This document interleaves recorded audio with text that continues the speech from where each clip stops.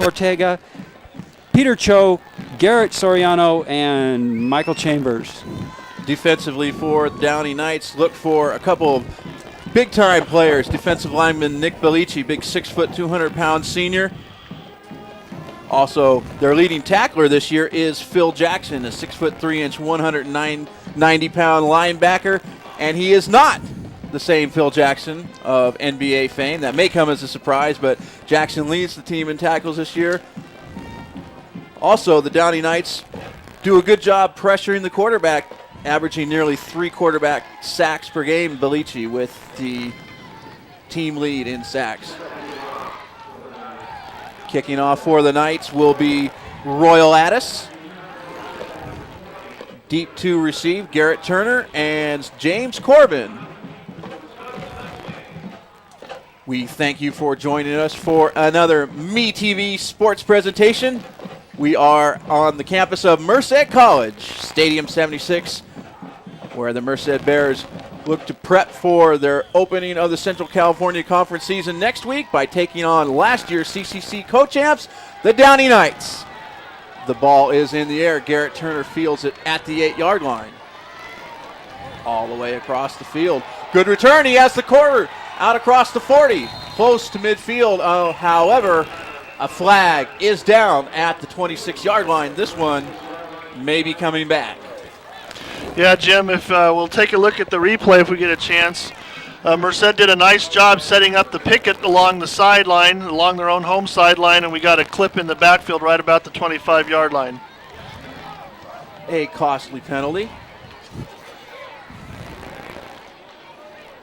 We'll take a look here at the replay as we pull it up. We'll see if we can see the penalty. I believe it was a push in the back and not a chop below the legs. Ball spotted just across the 15-yard line. The Bears straight to the line of scrimmage. I formation, Camacho at the helm. Option. Pitch to Mack. Cuts it inside. Picks up about 3 yards. Yeah, we're going to go ahead and take a look at that opening kickoff return now. If you want to see what we can see what happened exactly on that penalty. There we've got Turner with the ball. Like I said, he comes over, has a nice pickup on the side, and there I think just it went below by the screen. I think it was just a push in the back. Stack formation, 2 receivers to the left. Pitch goes to Mack. Out to the 25-yard line. Very close to the first down. And indeed, he picks up the first down. Nice blocking over there on the left side of the line. There we had Augustine Lara and Gilbert Ortega. Yeah, great offensive line there for the Bears, doing a lot of pushing, a lot of moving around to start the game off. 2 tight end formation. Bears go back to the tailback. Gain of about, we'll call it about 3 yards on the play. Once again, that's Jamari Mack, junior running back for the Bears. So far, it looks like just a little bit of smash mouth football. Everything so far right up the middle, and the Bears seem to be pretty successful moving the ball.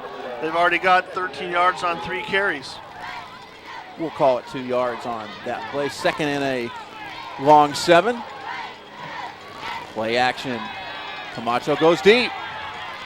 Pass is complete. Carter Todd at the 30. He'll cross the 20, 10, 5. Touchdown, Merced.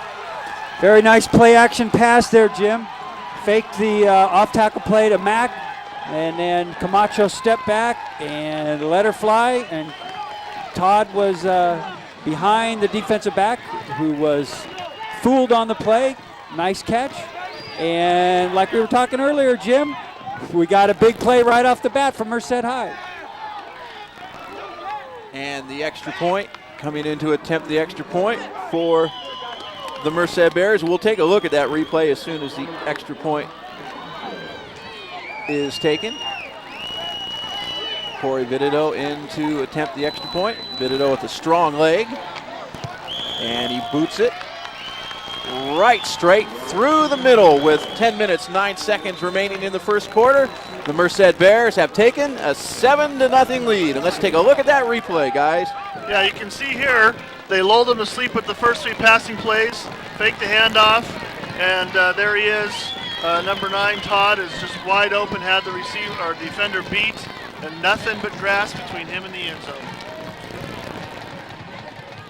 That's good old-fashioned basic football right there. Lull him to sleep and then go over the top. Carter Todd, only a sophomore, but a very versatile athlete here at Merced. He plays basketball and baseball, so a 3-sport star here at Merced. And he was the Bears' leading receiver in terms of yardage coming into tonight's game. 10 catches for 179 yards. Cruz Cortez has 13 catches for the Bears. Bidido will have put the ball on the tee. And his kickoffs have this season averaged traveling down to the 1-yard line. Corey Bidido with a very strong leg, the 5'11", 161-pound junior. Also has 8 touchbacks, so he gets the ball into the end zone. Deep to receive for the Downey Knights, Garrett Strait.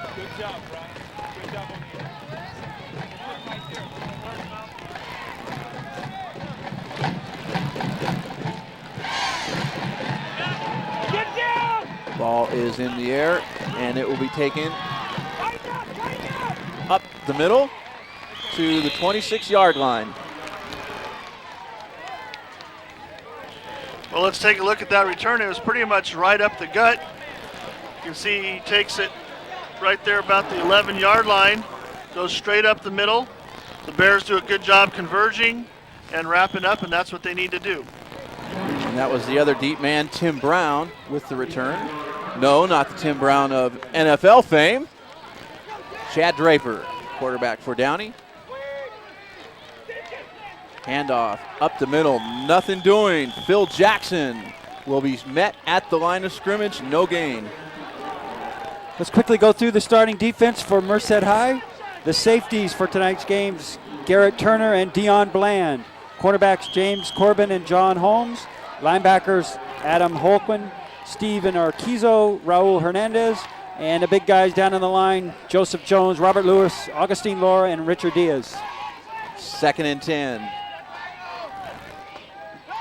Draper will roll left, turn back and throw, and it is complete across midfield, out of bounds at the 45-yard line. Making the catch, Brad Bispo. Yeah, that was very similar to what we saw last week. Just the quarterback rolled out, gave himself a little bit of time. You can see here as he rolls out, buys himself a few more seconds, look downfield, finds the receiver wide open, and about a 30-yard completion. 29 yards to be exact. Brad Bispo, the leading receiver in the Modesto Metro League. Once again, carry goes for very little yardage, perhaps 2. And that was Gonzalez straight up the middle, little off the, running right between the left guard and the left tackle. Another smash mouth play straight up the middle. Daniel Gonzalez, the leading rusher for the Downey Knights coming into tonight's game. 375 yards, averages nearly 8 yards a carry. Trips right for the Knights. Draper out of the shotgun. And he'll go down the right side. That's Jackson hauling it in at the 5-yard line. Excellent catch, Tim Brown. Looks like Tim Brown and the Tampa Bay Buccaneers. Beautiful catch, Draper to Brown. Yeah, Brown did a nice job extending his body and keeping his eye on that ball. It was a little deep, but he kept his stride and kept his eyes on it and sacrificed falling hard on the ground. We'll take a look at the replay here, Val. Okay, here's Draper dropping back to pass, fires it down the right sideline. Sidney Allen, oh, nice tackle, saved the touchdown on that one, guys. 37-yard completion. Chad Draper starting the night very strong. 2 for 2 for 66 yards on this drive. Split backs, double tight end formation. And the handoff goes to the big fullback, and he won't get much of anything. That's Brandon Yost, the 6'4", 228-pound senior, stuffed at the line. Nice read there by Steven Urquizo. Filled nicely to the outside, and nice form tackle, and dropped him for no gain. Urquizo and Hernandez, stalwarts in the middle for the Bears. Traditionally, generally speaking, just about year in and year out, a very strong defensive team. This year is no exception. 2nd and goal at the 5-yard line.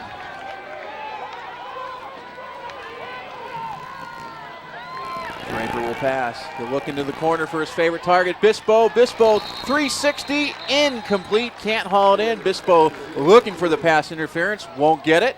3rd and goal. Yeah, we'll take a look at that replay. He was looking around for the pass interference. We'll see if there's anything worth seeing here.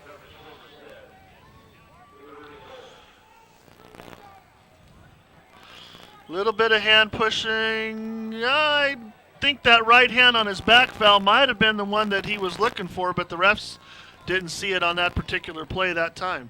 The Knights taking a long time getting up to the line of scrimmage, trying to tie the score. They trail 7-0, 7:24 still to play in the first quarter.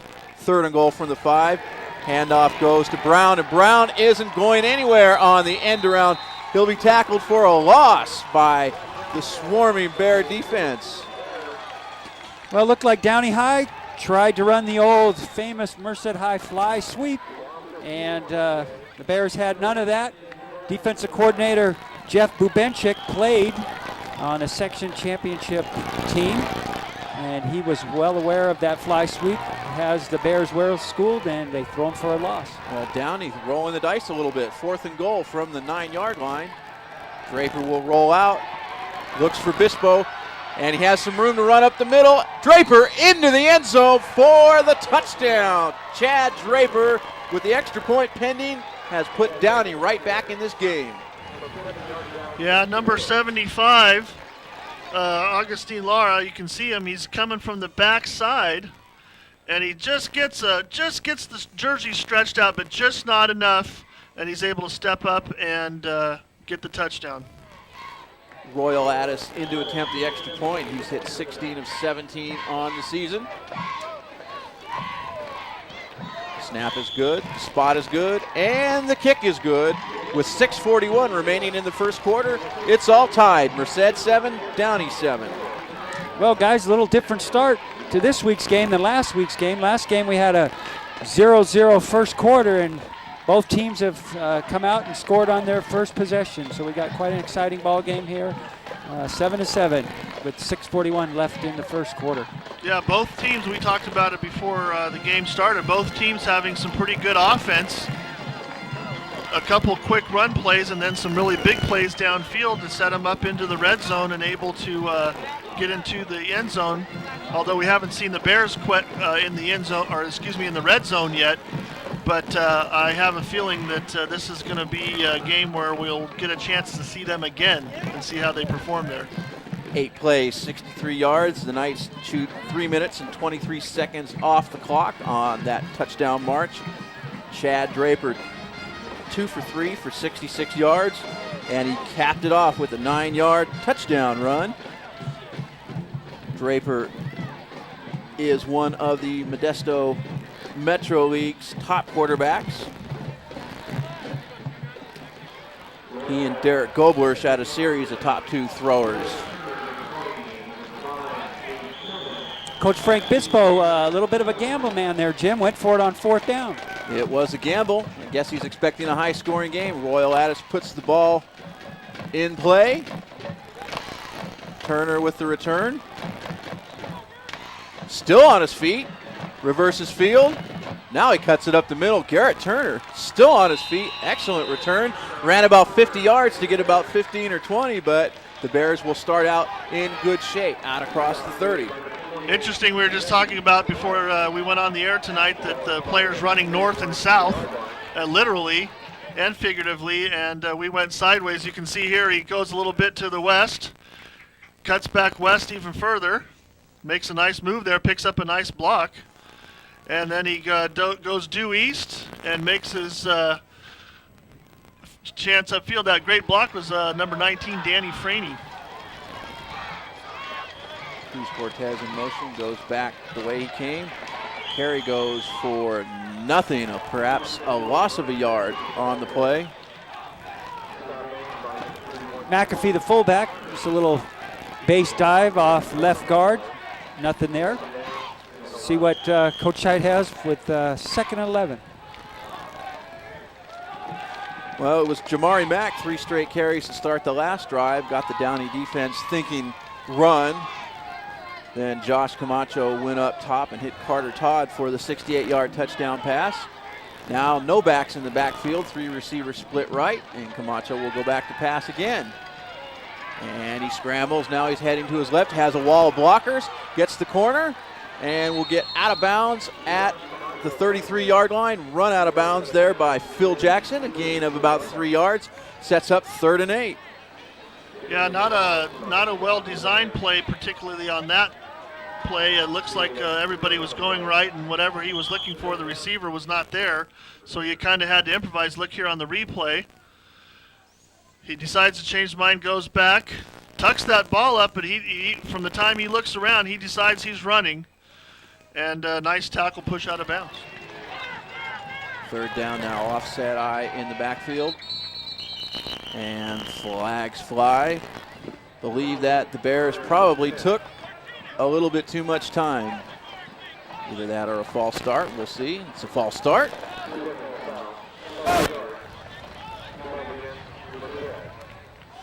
Second penalty on the Bears tonight, and that'll make it 3rd and long, 3rd and 13.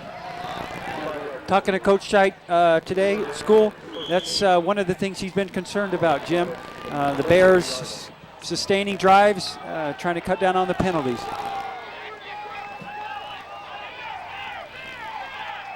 Once again, the offset eye. That's James Corbin in motion.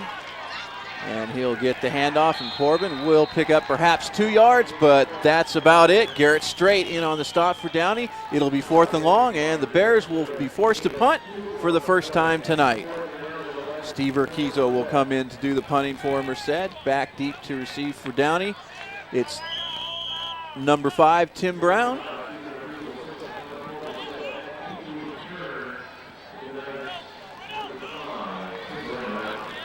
Yeah, it looked like the Bears tried to stretch that out to the outside, and Downey did a good job keeping contained, forcing them to punt here.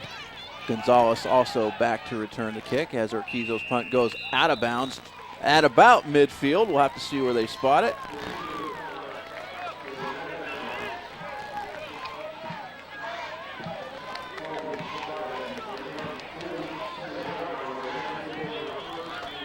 Merced High not able to sustain much of a drive there, Jim. 3 plays and out, and giving the ball right back to Downey, and that could be a dangerous situation the way Mr. Draper came out throwing the first time Downey had the ball. 4 minutes, 59 seconds left to play in the first quarter. All tied at 7. Downey will start with excellent field position, and they'll have the ball at the 47-yard line. Trips right. Now it's a quick pass. Nice catch right out there. Just a hand catch by Tim Brown, but it'll be a very short gain, perhaps a gain of maybe a yard. Looked like Downey was trying to set up that little slip screen to the right here. Linemen count about 1, 2 quick counts, release their defensive lineman, and head downfield where the wide receiver takes a step upfield, then back, catches a pass out in the flat, and cuts in behind the lineman. Yeah, almost like a middle screen, but coming from the outside. And once again, Draper back to pass. High throw, called in by Brad Bispo, but he drops it, and it sets up 3rd and 10. Well, there's that. Just like I said they had in the first drive, Draper rolls on the outside. You can see, fakes the handoff, and like the quarterback from Hillmar last week, he buys himself a lot of time, does a good job setting up, and Merced does a great job defending, coming down all over him as he's trying to pull the ball in. 3rd and 10. Downey trying to capitalize on good field position. They've yet to pick up any yardage. They have trips right. Looks like a screen being set up. Draper gets it out to Gonzalez. Gonzalez still on his feet, crosses the 45, gets the first down to about the 42-yard line. Daniel Gonzalez from Chad Draper. Well, Adam Holquin had that play figured out, linebacker for Merced. He just wasn't able to make an open field tackle out there on the left-hand side. We'll take a look at this, Scott. Here's Draper dropping back. Lima did a good job setting that play up. Missed tackle there. Second missed tackle. Keeps churning his feet. Gonzalez picks up the first down. 13-yard gain. Inside handoff straight up the middle. Gonzalez grinds out perhaps a yard on the play. Scott, looks like Merced's doing a pretty good job stopping the run here tonight. They're having a little trouble containing Draper when he drops back to pass. Yeah, that's exactly what I was saying, Val. They're not very successful between the tackles, but they get outside and they're able to move the ball a little bit, and they're able to pass a little bit as well. 6 carries, 9 yards rushing for Downey tonight. Again, carry goes up the middle, and it's Gonzalez, and he'll pick up maybe 2 more. Nice heads-up tackle again there by Steven Arquizo.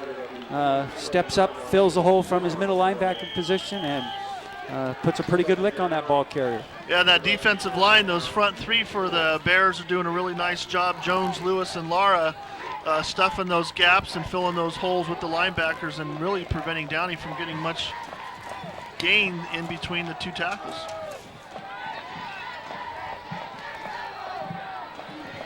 Third down now, a long 6 to go. Draper out of the gun. Passes out to Brad Bispo. First down. Bispo down to the 28-yard line. Perfect route there. Bispo ran to the first down marker, ran 1 yard past, and turned around. Once again, nice job of pass protection by the Downey line. They got 5 guys blocking and only 4 Bears. I think the Bears might have to start putting a little pressure on them. Quick drop by the quarterback Draper. Throws the ball out there to Bispo, and he ran a perfect route. Gave himself enough yardage to catch the ball for the first down. And I think they did a good job realizing the corners are playing a little soft, and that gave them a chance to get out there with that quick 3-step drop and make the first down. Draper with the delayed handoff, and the ball's loose on the field. They're scrambling for it. Bears are pointing, saying that they had the football, and indeed, the Merced Bears have recovered the fumble. Looks like perhaps Dion Bland came up with the fumble recovery.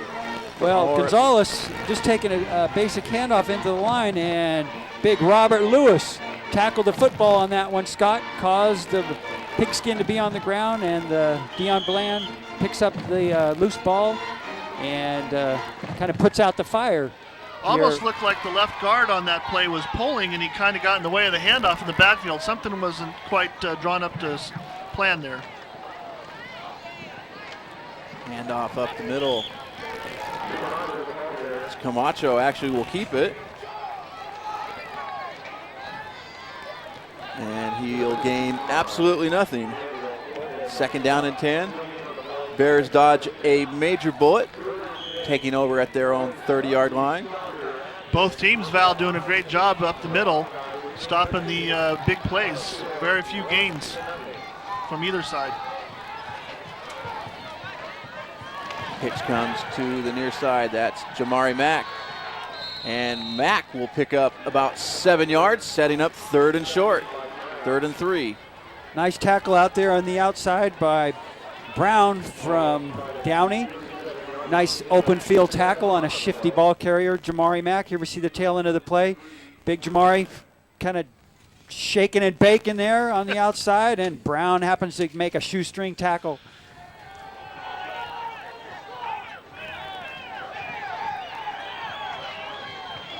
Third down, Mack tests the right side, then cuts it back up the middle. Excellent running by Jamari Mack. He'll pick up 4 yards, and he'll move the chains. First down, Merced. Running behind Augustine Laura and Gilbert Ortega over there on the left-hand side. Nice block by Augustine. Knocks his man inside, and Jamari is able to pick up the first down.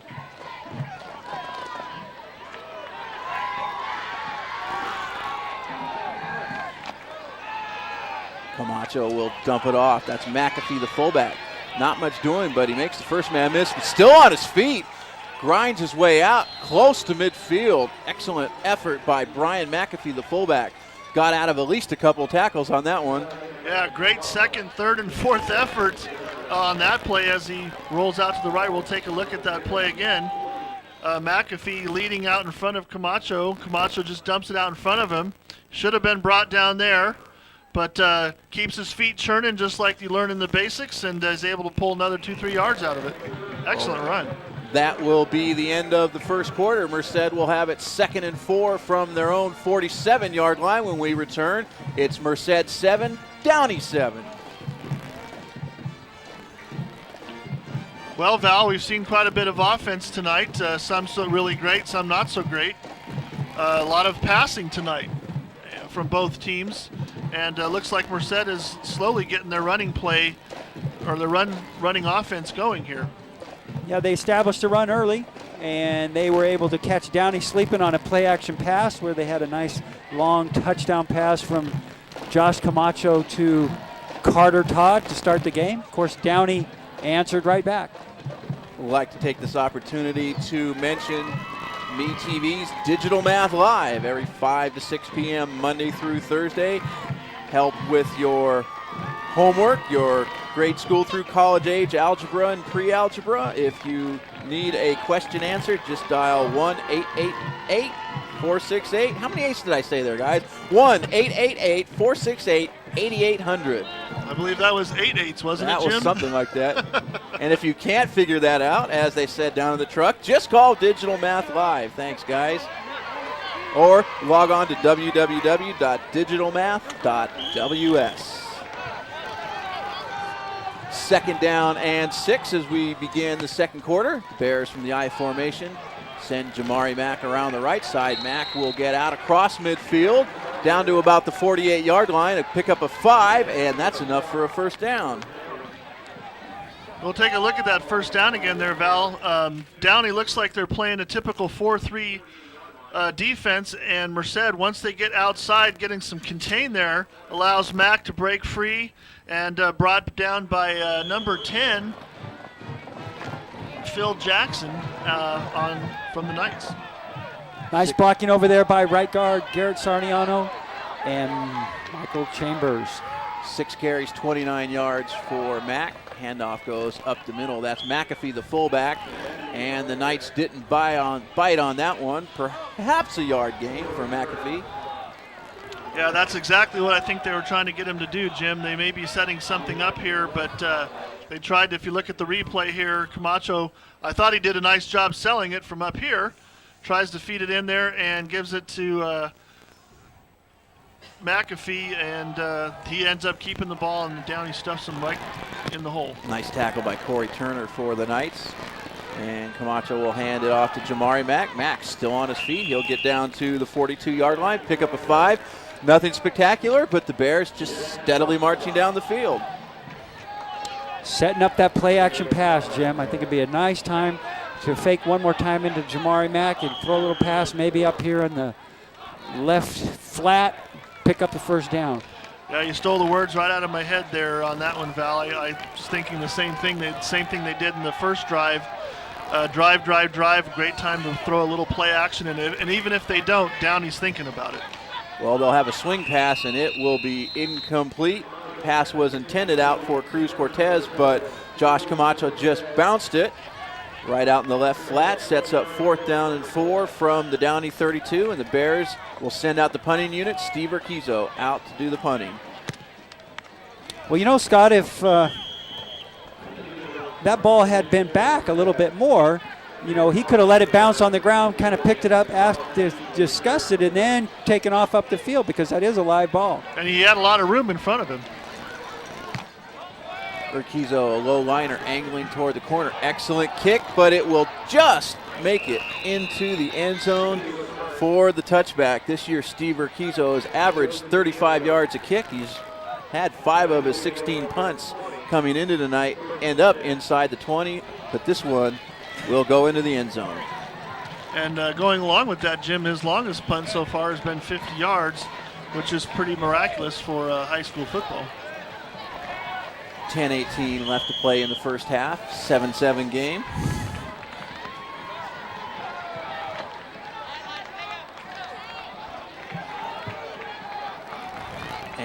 Draper leads the Knights to the line of scrimmage. Handoff will go up the middle. Gonzalez will work his way out to about the 23-yard line.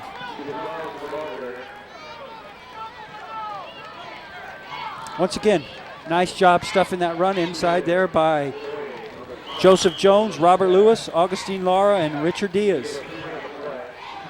Yeah, Val, the defensive line for the Bears not doing too bad of a job keeping the inside contained. Once they keep them in between the two tight ends, they really don't make a whole lot of yards. Draper pump fake, looks for Bispo deep down the left side, well covered.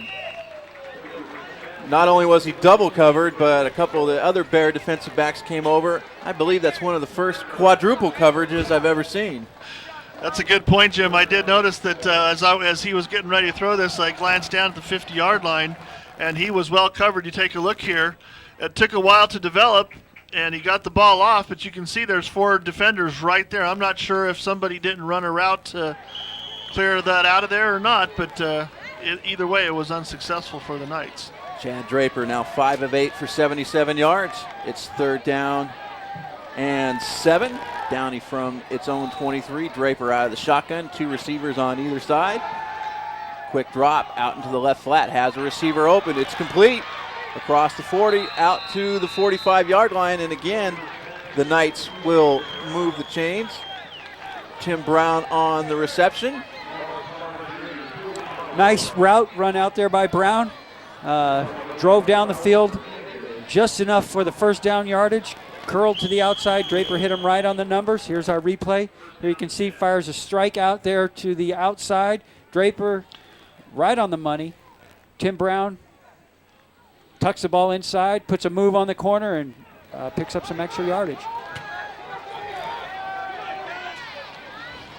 Knights will go back to the ground. And not much success with the carry that time for Downey was Mark Newman picking up his first carry of the game. Nice hit down there on the field again, Scott, and guess who? Augustine Lara? Nope. No. Was Steven Urquizo, number 35, middle linebacker, putting a hat on that and ball. And both again. those players all over the field so far this first half, and that's not a surprise. Both excellent players, one down on the line of scrimmage, the other in the backfield. And they've helped limit the Knights to just 12 yards rushing on 10 carries so far. Draper out of the shotgun. And he'll go across the middle. His throw just a little bit high. Aimed it out there for Brandon Yost, but this time it falls harmlessly incomplete. That time the Bears brought Urquizo from the outside, put a little bit of pressure on Draper. I don't know whether it affected that pass or not, gentlemen, but definitely heard him coming. And once again, the Knights faced with a 3rd down situation. Last time they had a 3rd and 7. They picked up 22 yards on a Draper to Brown pass. This time it's 3rd and 11. 8:25 to play in the opening half of this very quickly moving 7-7 contest. Draper out of the gun. Looks toward Bispo, but hasn't have him open. Now Draper forced to scramble. A lot of open field. He'll slide down about 3 yards short of the first down. Draper chooses health over team, and the Knights will be looking at 4th down and 3.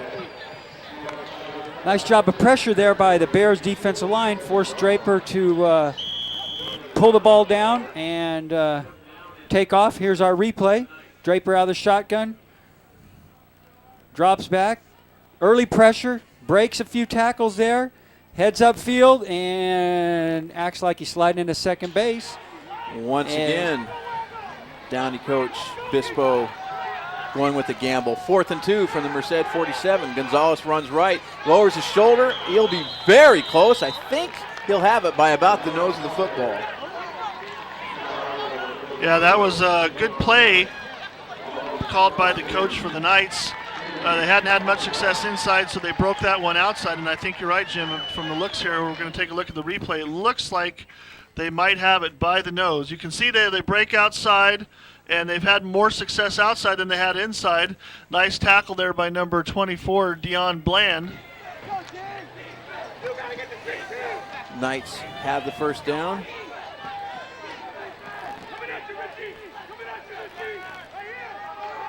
And once again, it's Gonzalez. This time he has some running room, lowers his shoulder, and he'll get out across the 35-yard line down to the 34, and he'll have a first down. Nice burst up the middle there by Gonzalez. I think we're going to take a look at our replay. Merced Honda replay. Here we have Gonzalez finding a nice little opening through, squirts through, lowers his shoulder, makes a little extra yardage after the initial hit, and moves the sticks. Another first down. Nice job of the offensive line for the Knights, just staying on their man and keeping on downfield. Pickup of 11 on the play.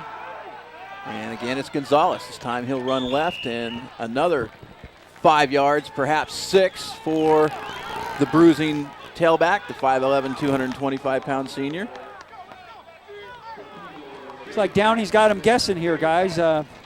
Merced expected the pass here early in the second quarter, but Downey's kind of throwing him a curve here, and they're gaining some good yardage on the ground.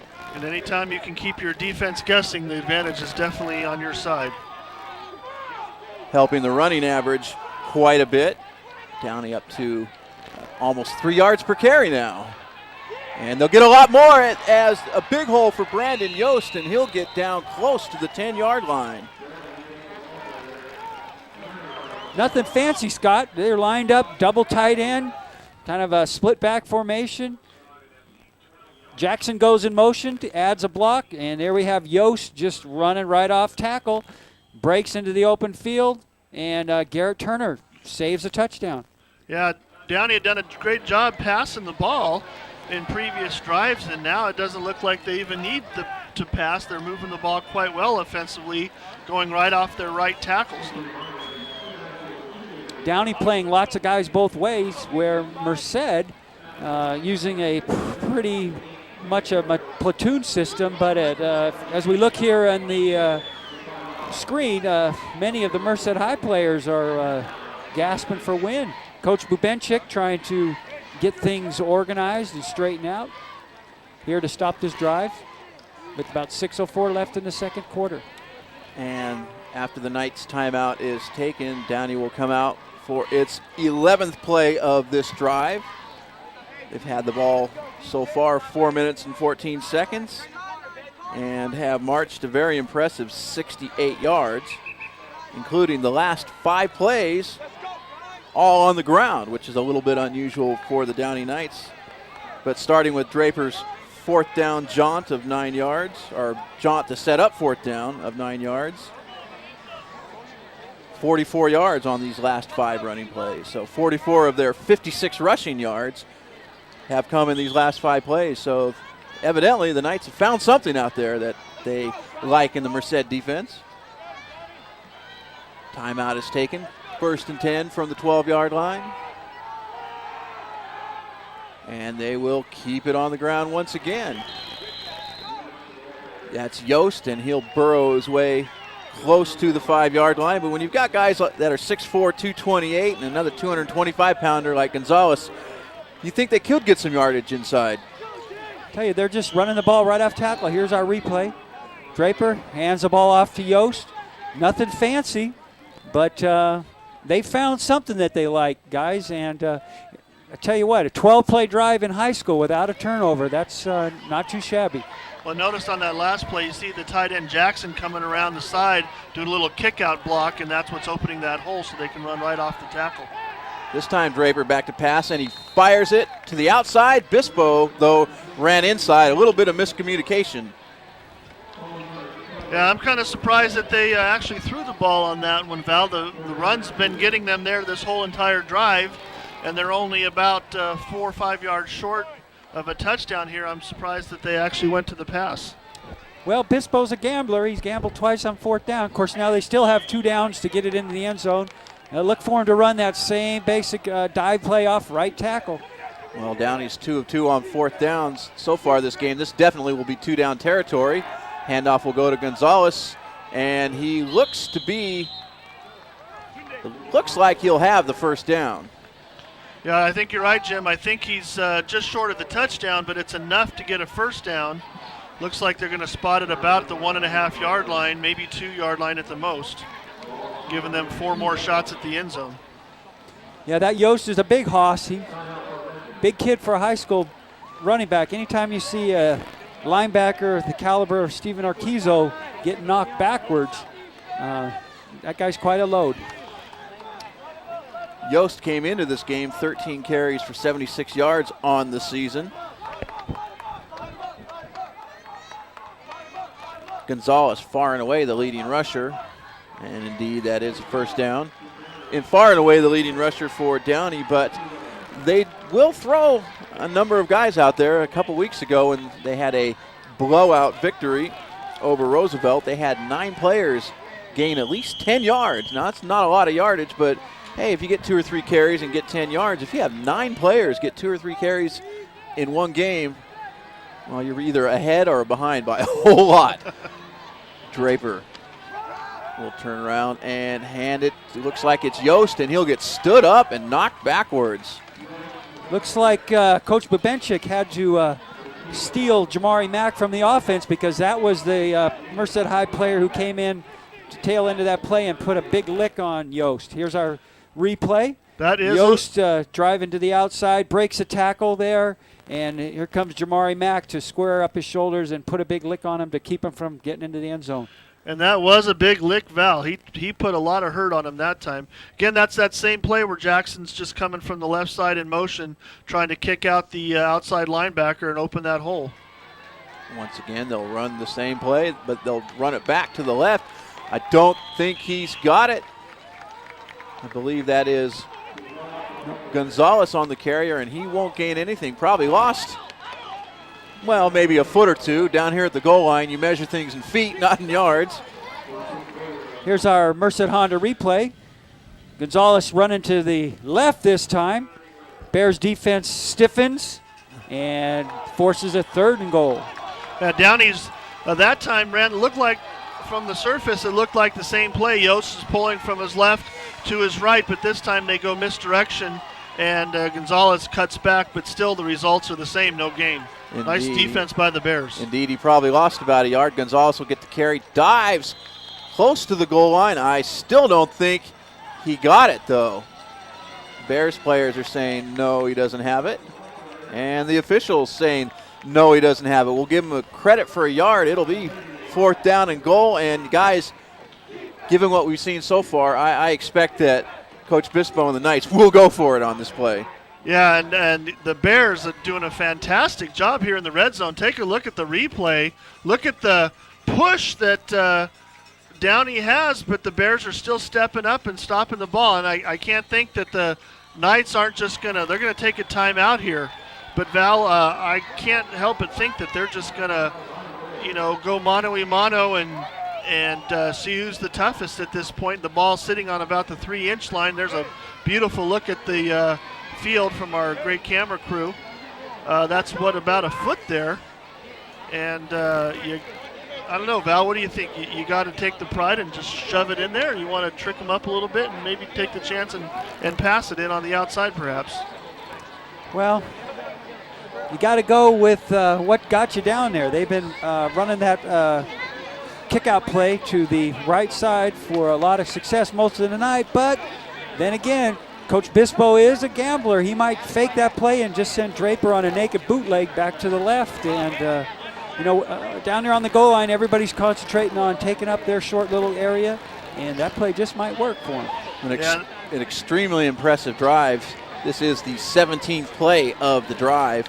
12 of them have been for runs, and Draper only has 1 completion on this drive. Downey's run 12 times for 57 yards. And they've been doing it just a few yards at a time. They only need a couple of inches now, though. Well, possibly a quarterback sneak at this point, but Gonzalez has been doing a good job pounding the ball. And then, like you said, you've got big number 33 Yost down there who might be able to plow his way through a couple defenders even if they don't get blocked. But we're going to see what happens as the Merced Bears fans go crazy. 17th play of the drive. The handoff goes to Gonzalez. He's in the end zone for the touchdown. Nothing fancy there, Scott. Just a straight dive play behind right guard. Big Augustine Lara down there at nose tackle. Did a nice job, but they didn't have far to go for the touchdown. Yeah, just like you said, Val, you got to do what got you there, and that's completely run plays all the way down the field, and you got to polish it off with a run play, and I think that was a good choice. Like Royal Addis in to kick the extra point. And it is good, and with 2 minutes and 44 seconds remaining in the first half, Downey takes its first lead of the game. They're up over Merced 14-7. Here's our replay. Merced Honda instant replay. There you see Gonzalez just taking the ball, churning those legs, going behind right guard and right tackle, in for the touchdown. Ground level once again. Good job by our METV ROP students. John Bachhoven running the instant replay. If we can reverse that, I'm not sure if we could take a look at that one more time.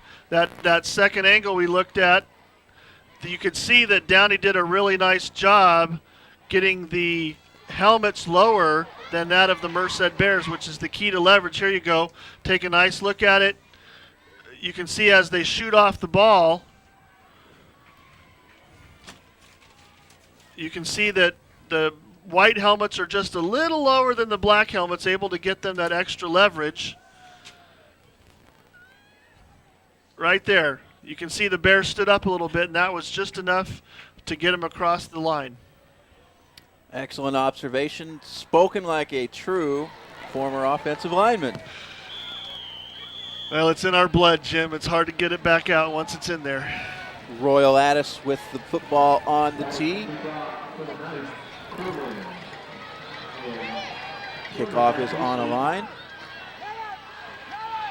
Picked up by Corbin, out across the 20. He'll be corralled there. A nice one-arm tackle for the Downey Knights. Brandon Yost, after getting all that work in on the offensive side, comes out and makes a good special teams play.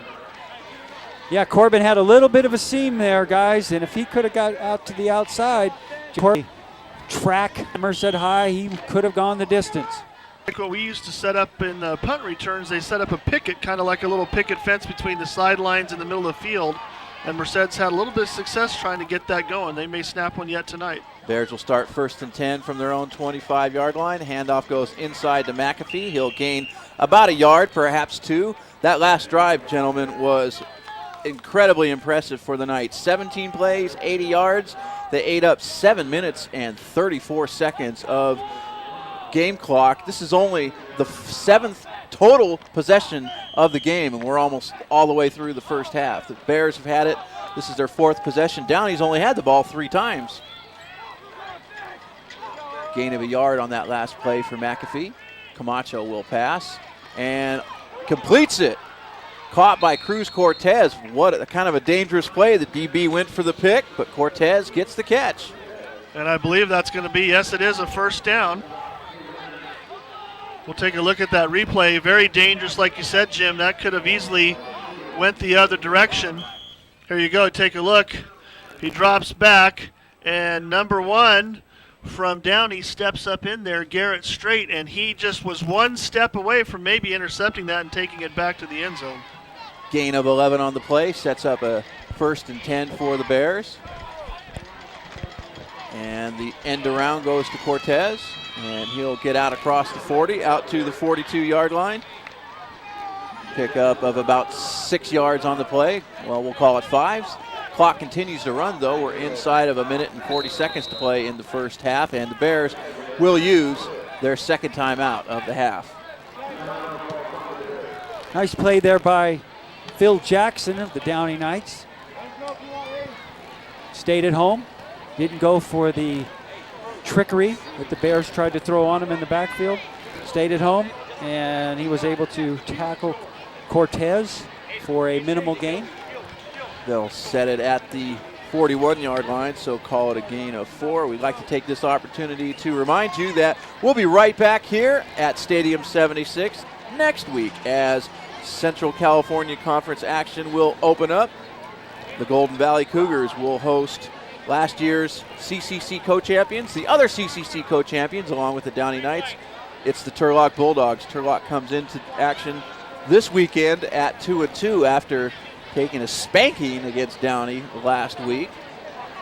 Turlock looking to lick its wounds.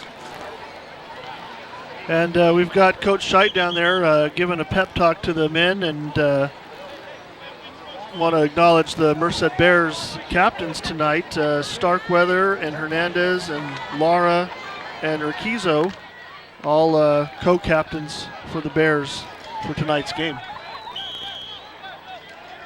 The timeout is taken, 1:40 to play in the first half. 2nd and 6 for the Bears from their own 41-yard line. Camacho rolls out, throws it out to the left, almost intercepted out on the far side by Tim Brown.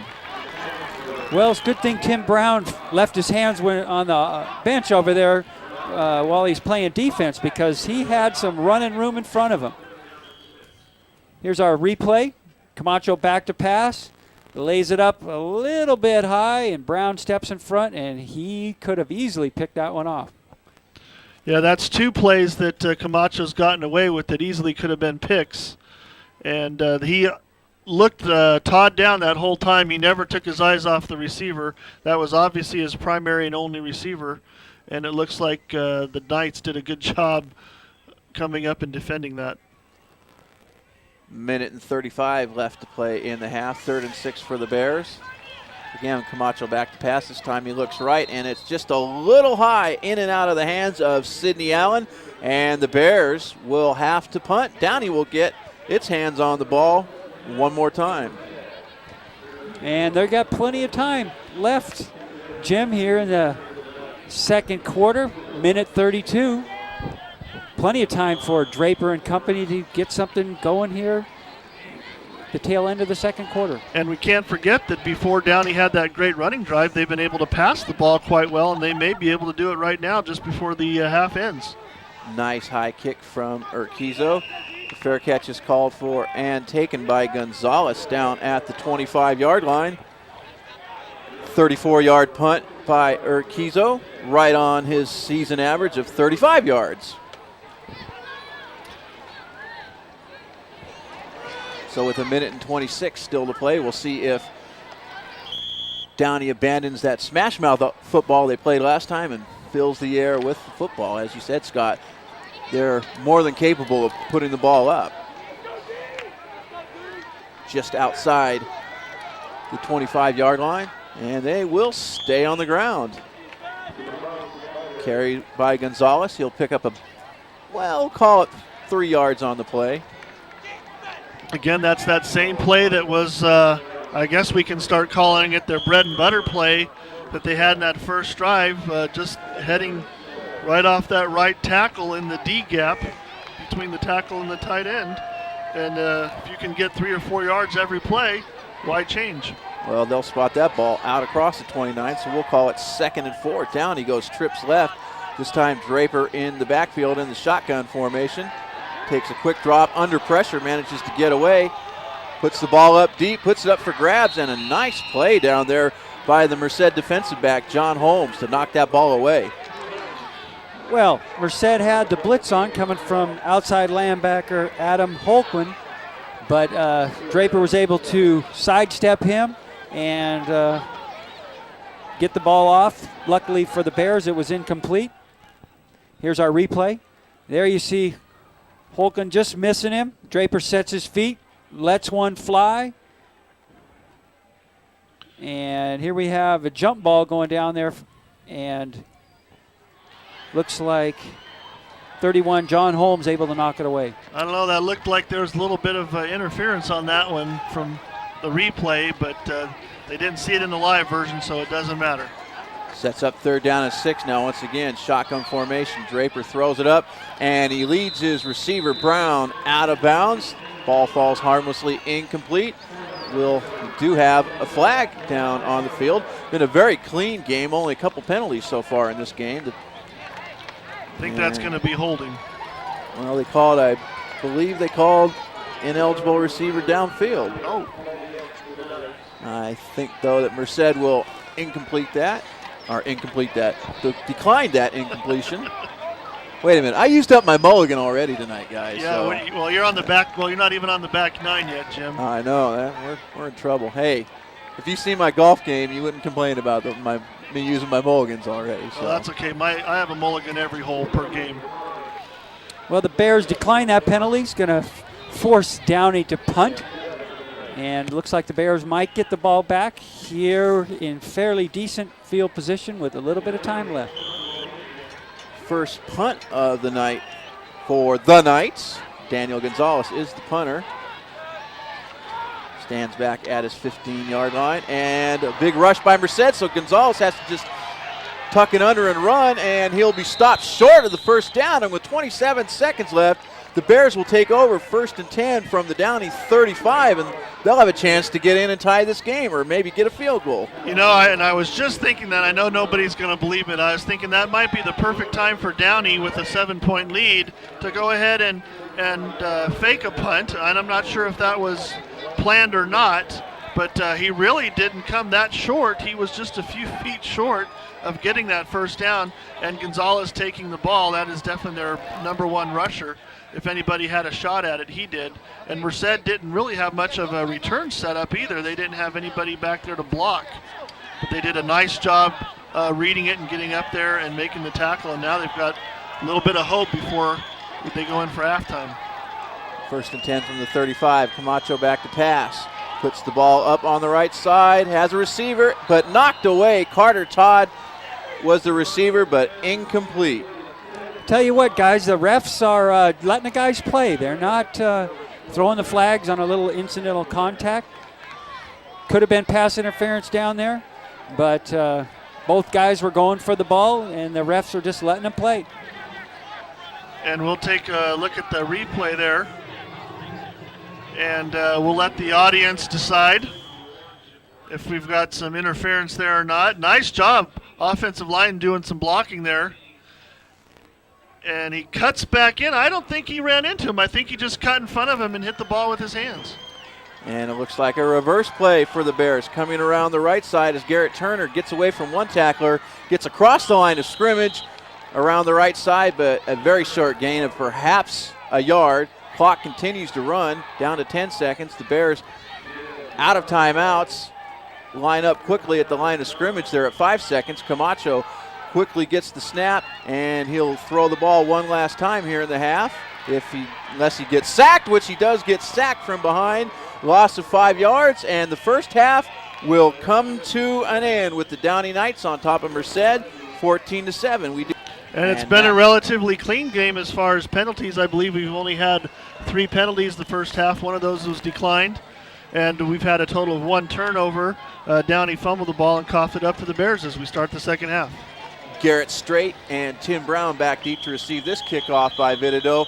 But again, the kick booms into the end zone. The 9th touchback of the year for Vidido in 22 kickoffs. Corey, multi-sport star here at Merced. Very fine baseball player in his own right. Also played soccer as a freshman and sophomore. And that kick, very apparent of his soccer skills. Actually, I disrespected him a little bit. He has a much higher touchback percentage than that. Only 12 kickoffs. 8 of them have gone for touchbacks.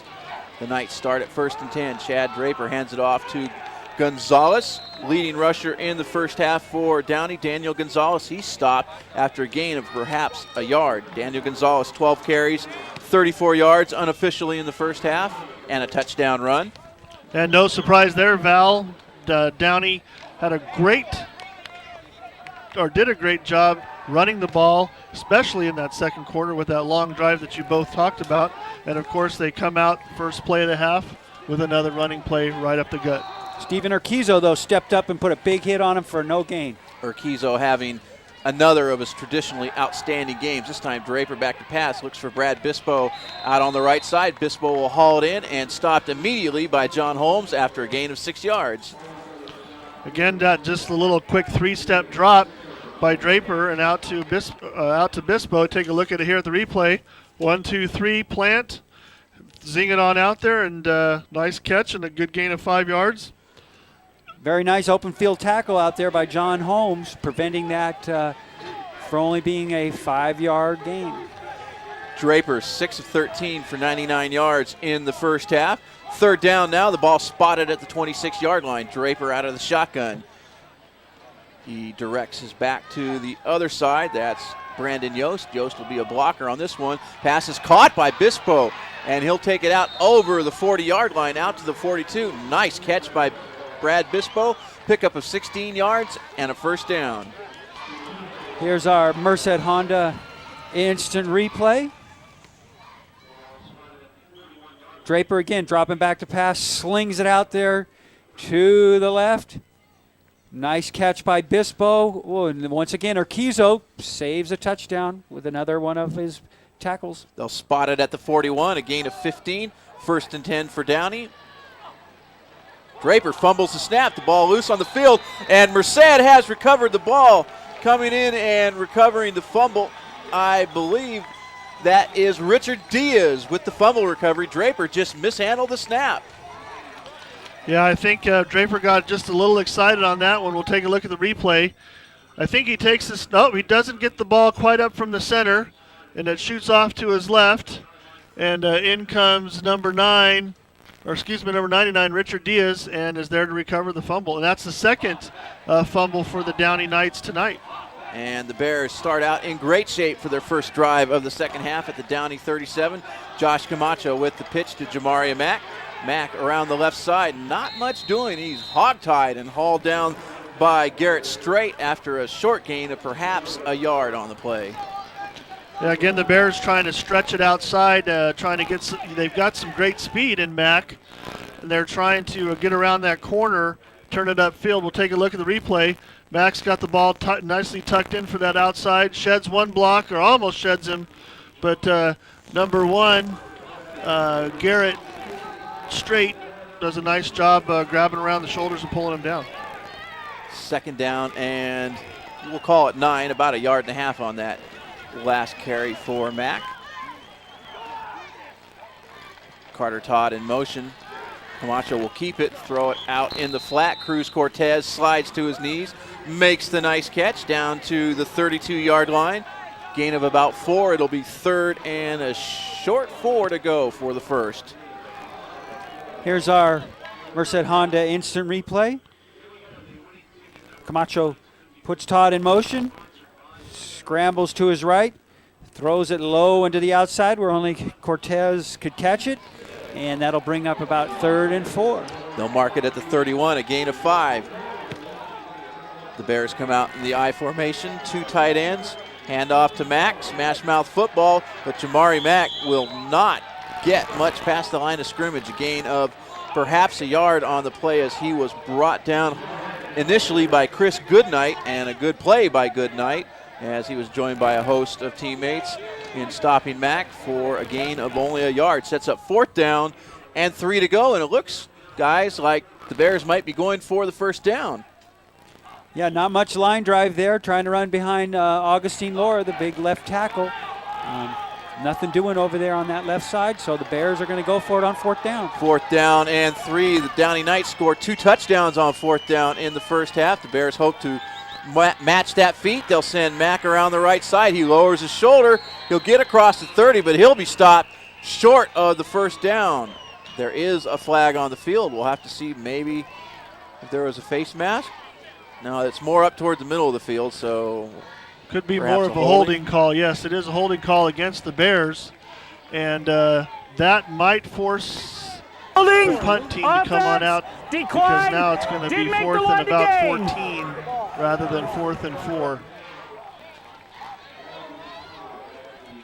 Well, they can decline the penalty and just take the ball right there, and Downey will do so. 1st and 10 from the Merced 28-yard line. 7:57 left in the third quarter, and the Knights with the 14-7 lead, a 7-point lead. And actually they'll mark Mack down at the 29 after a gain of just 1, so Downey will. Short pass out to Bispo. One-on-one coverage. Gets away from the first tackler. Out to the 45-yard line before he's finally knocked out of bounds all the way up at the 49. A big gain of 20 yards. Simple little play there by Downey. Draper's going to take a little two-step drop. Fire one out here to the right side to Bispo. He puts a move on the corner. John Holmes, and once again, Stephen Urquizo saves a touchdown. Yeah, those cornerbacks, like I said in the first half, Val, looks like they're playing a little bit soft. They might have to come up a little bit tighter on that because once he catches that ball, he's able to put a move on him, and then nobody's out there to help. Carry goes up the middle. Nothing doing as the Merced run defense stuffs. I believe that was Daniel Gonzalez on the carry. No, I take that back. That was Yost. Brandon Yost, and he'll be stopped for no gain. Once again, Stephen Urquizo from his middle linebacking position steps up, puts a hat on Yost, and that's a big boy to bring down, but he does so for no gain.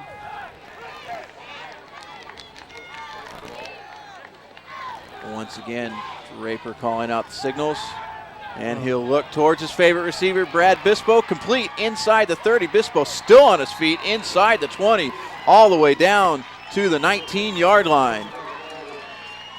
Tell you what, Scott, we're going to take another look at this, but I think Coach Jeff Bubenchik's going to have to change his defensive scheme because here we have Draper throwing it up for grabs out there. Bispo again with the reception. I think they're going to have to maybe start double covering Mr. Bispo on the outside. I think you're right, Val. Number 31, John Holmes, has been covering Bispo all night, and that time, even before the ball was in the air, Holmes was behind Bispo, and we heard up here in the coach's booth, we heard some moans and groans as the ball was tossed.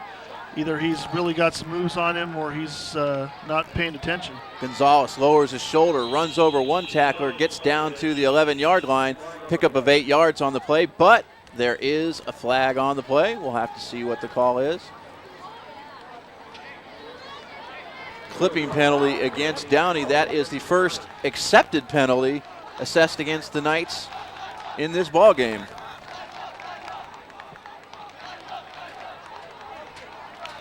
Bears catching a little break here with that penalty because Gonzalez had broken through the line on a nice run. Once again, Downey displaying good balance between the run and the pass on this drive. Personal foul, clipping, offense, repeat first down. We'll take a look at the replay here, see if we can see the penalty. Guards pulling around. I'm not exactly sure where it happened, but you can see that Gonzalez did a nice job tucking that ball and holding on to it. Big break for the Bears.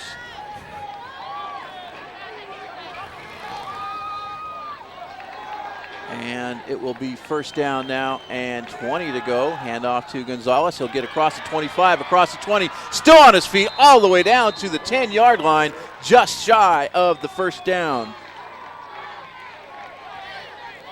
Touchdown saving tackle by Dion Bland on that play. Might have hurt himself on that tackle. Here's our replay. Gonzalez just busting through the line over left tackle. And there we have Bland with a shoestring tackle to save the touchdown. Actually, that last penalty assessed from the spot of the foul, so only technically an 8-yard penalty. So the line of scrimmage was the 27. That makes it a 16-yard gain, and Downey will set up 1st and 10 at the 11 as a timeout is called by Downey. And Brad Bispo, who leads just about everybody in the Valley so far this year in quite a number of categories. 24 catches for 352 yards and 6 touchdowns through the air coming in. He has 6 catches tonight for 110 yards. An excellent job for the senior wide receiver. Well, the name Bispo is not unfamiliar to the people here at Merced. His dad, Frank Bispo, the head coach of the Downey Knights, was a very good running back for Grace Davis High School out of Modesto. People might remember him in the mid-'80s as he played for the Spartans. I believe I was probably on the other side of the offensive line from him in the mid-'80s many times. The name sounds very familiar to me. Hard to believe we're old enough to have kids playing high school football. Speak for yourself. My kid's only 11 months old. Chad Draper leads the Downey Knights back to the line of scrimmage as the timeout is taken. And he'll go play action under heavy pressure, and Draper is sacked back at the 20-yard line, a loss of 9. Well, Merced's been coming close, Scott. They've blitzed several times, and that time I believe it was Joseph Jones who had the sack. Here's our Merced Honda instant replay. Draper dropping back, play action fake, and Adam Holquin this time gets him along with Jones and the rest of the boys. Sets up 2nd down and 18 from the 19-yard line. Draper looks like he's changing the play at the line of scrimmage, and now he'll use another timeout. Well, we've got on the score clock, we've got a 2nd down, but on the field, we've got a 3rd down. So what do we got? It is 2nd down. Tell you what, guys, taking a look from up here, it looks like Chad Draper hurt his right arm on that play. He's holding on to it at about the elbow. See if we can sneak a peek.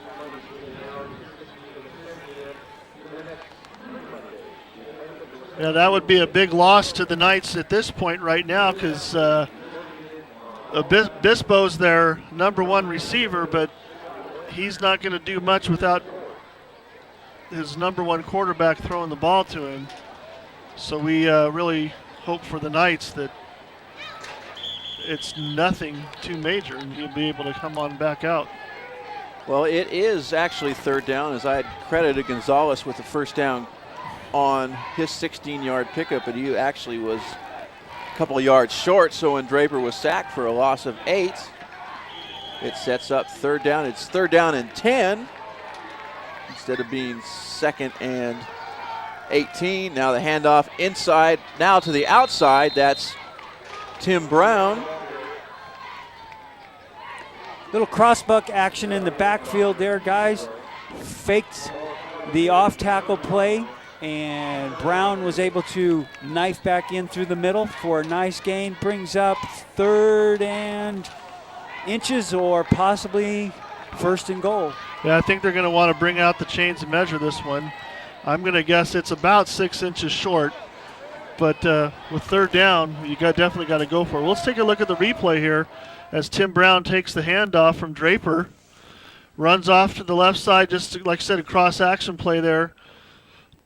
Does a nice job avoiding one tackle there, tripped up, comes down.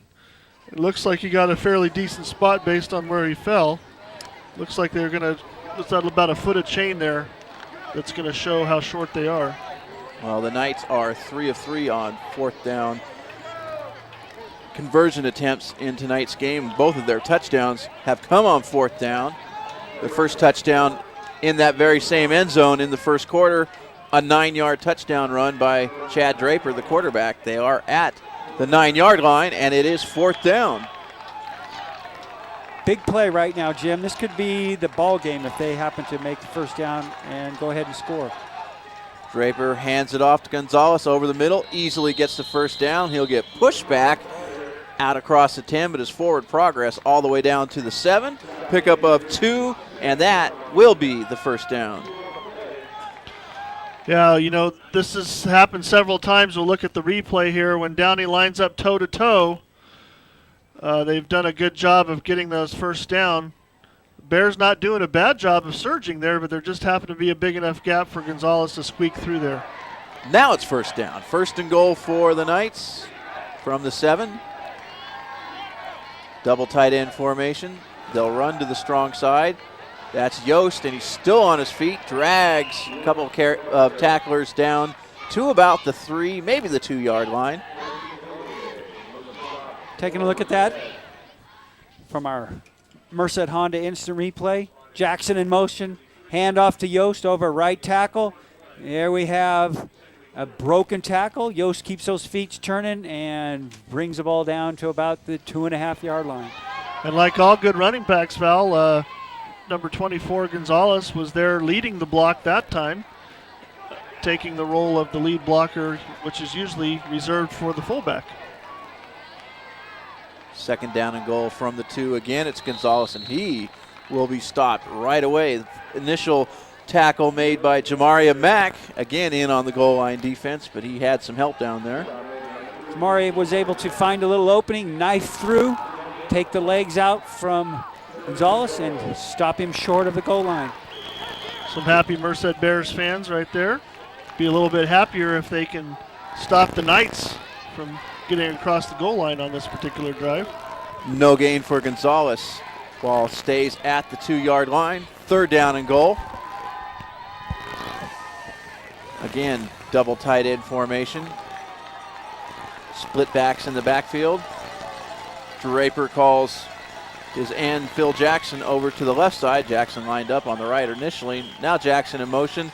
Now all kinds of motion, as it looks like the Knights will be backed up 5 yards for illegal procedure. And that play, guys, well, of course, it never got started, but just nothing was going right for Downey on that play.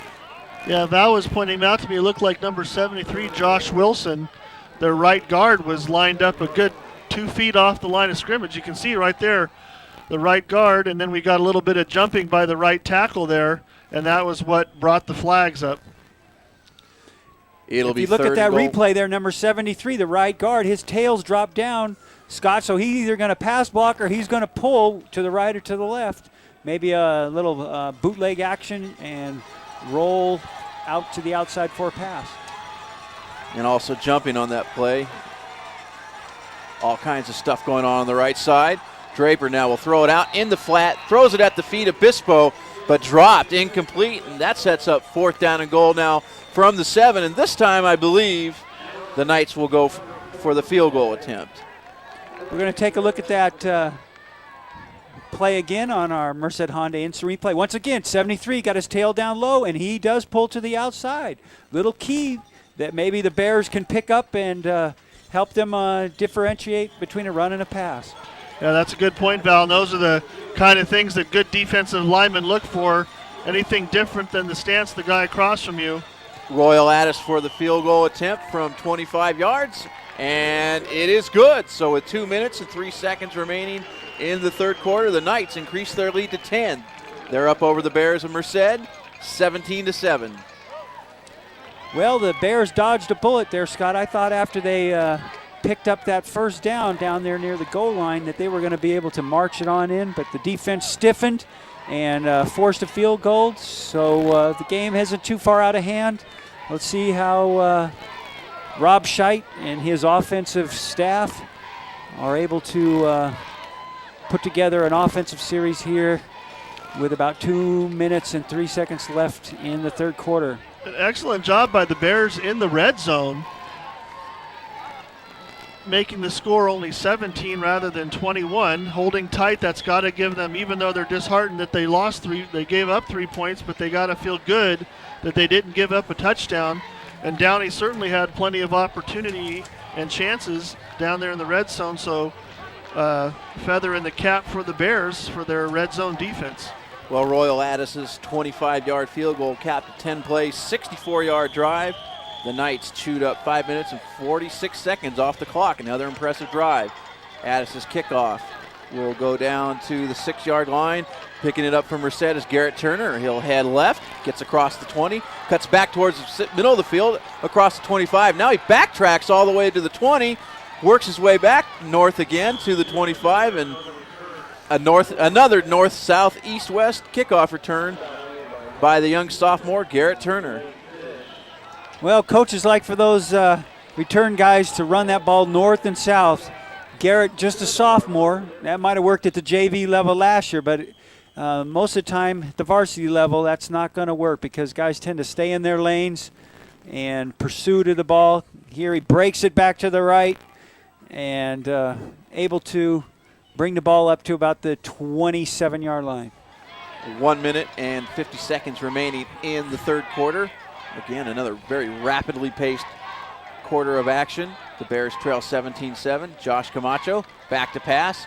He'll pull it down quickly and scramble. Now he looks out at a wide open receiver. That's Cruz Cortez, and he pulls it in and is out of bounds at the 48-yard line of Downey. Boy, I know we're sitting probably a good 75 yards from the football field, but I think I saw Cortez's eyes get about the size of silver dollars because he was wide open, nobody near him. We'll take a look at the replay. Camacho rolls out to his right, to his left, throws right, and look, there's not anyone within 10 yards of Cortez, and if he could have kept his balance, I think he might have been all the way into the end zone on that play.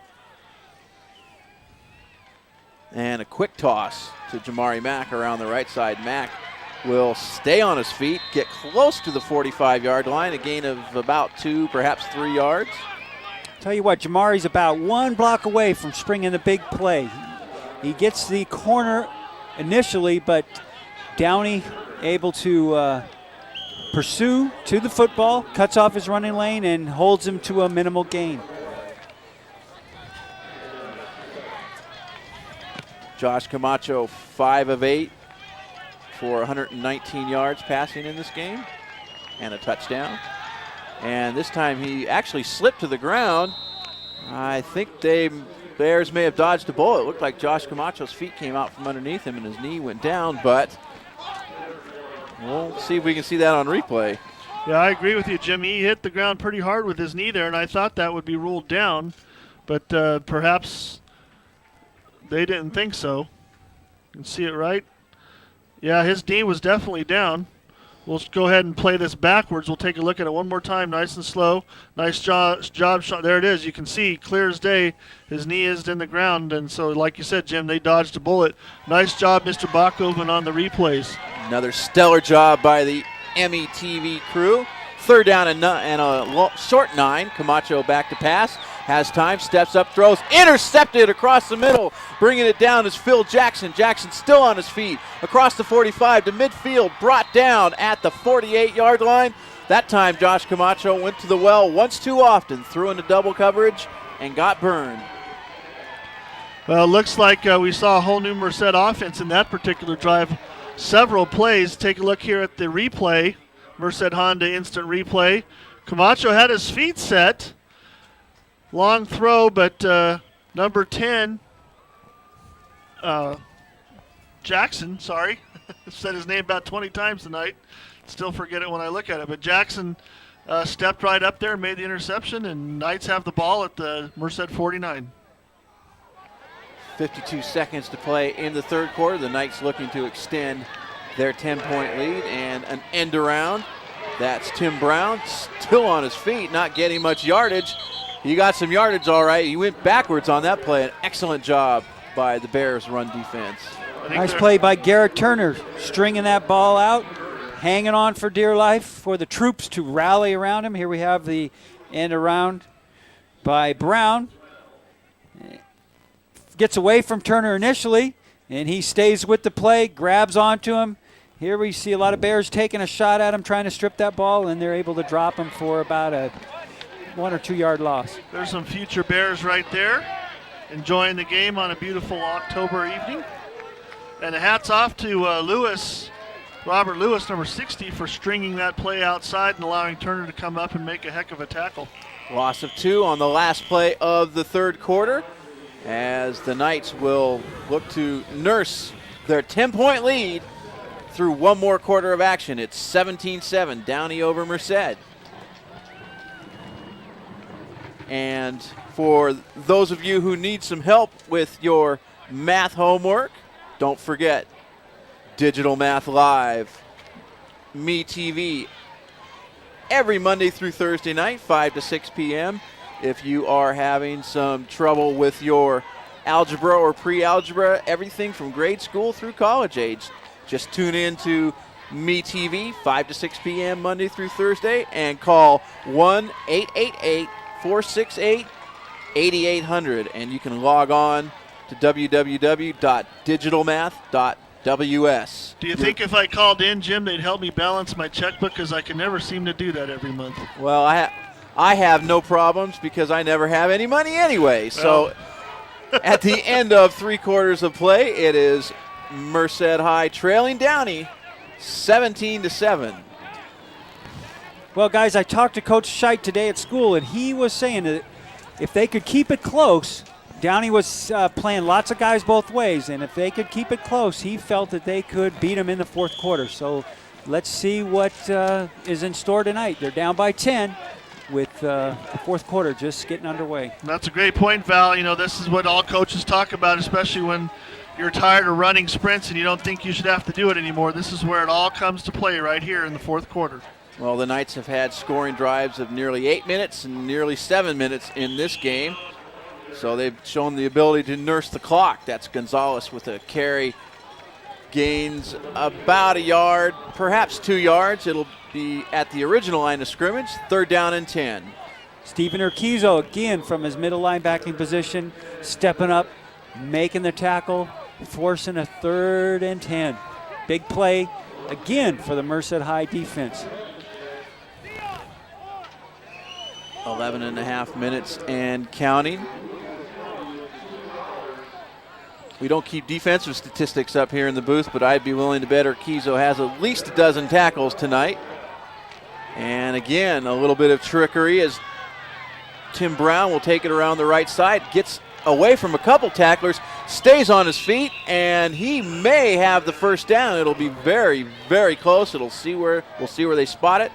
But back behind the play, back at the 48-yard line, there is a penalty flag down, and it's all holding against the Knights.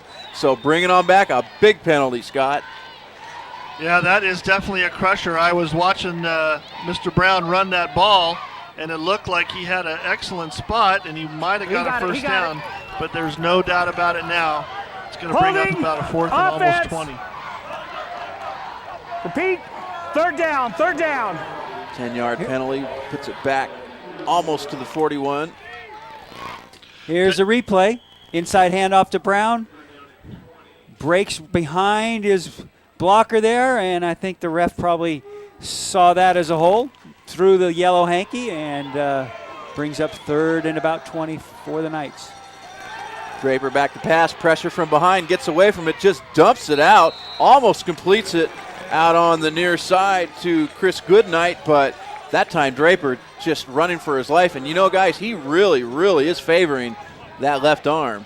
Well, go ahead, Val. Once again, Urquizo from his middle linebacking position, able to find a seam, running through there, makes a swipe at his legs. Tunde Ozabod putting added pressure and forced the errant pass. And Draper was awfully sore after that tackle getting up. He's going to have to do some serious recovery while his defense comes out on the field. Gonzalez punts it away. Ball bounces at the 30-yard line, and it will be covered up right there by Garrett Strait. That is the first punt by the Knights tonight. They've had it 7 times. They've scored 3 times. They have turned it over twice. They turned it over on downs once when they were trying to punt, and that was Gonzalez's first punt. Well, this is a great opportunity for the Bears, and there's got to be a little bit of fire under them as they are about to get the ball back with 10 minutes, 39 seconds left in the game and able to stop the Knights dead cold on that last drive. I think they will be looking at another punt. Cruz Cortez back deep. The referees haven't signaled anything, but the special teams units for both squads are back out on the field. They've marked it out at the 44-yard line. It was now they're going to, we'll just wait and see what they're going to do. The officials haven't made any indication. A running into the kicker penalty on the Bears, not a personal foul, roughing the kicker penalty. So the Knights will accept the penalty and punt it over again.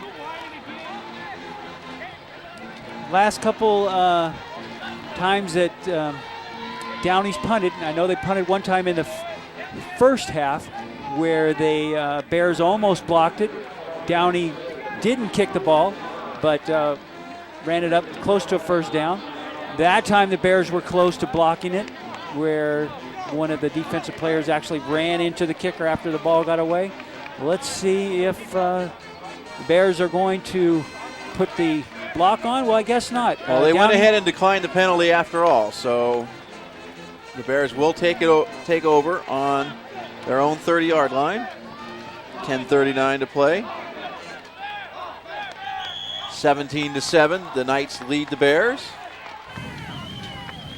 Two receivers split to the right side. Camacho turns around, hands it off to Jamari Mack.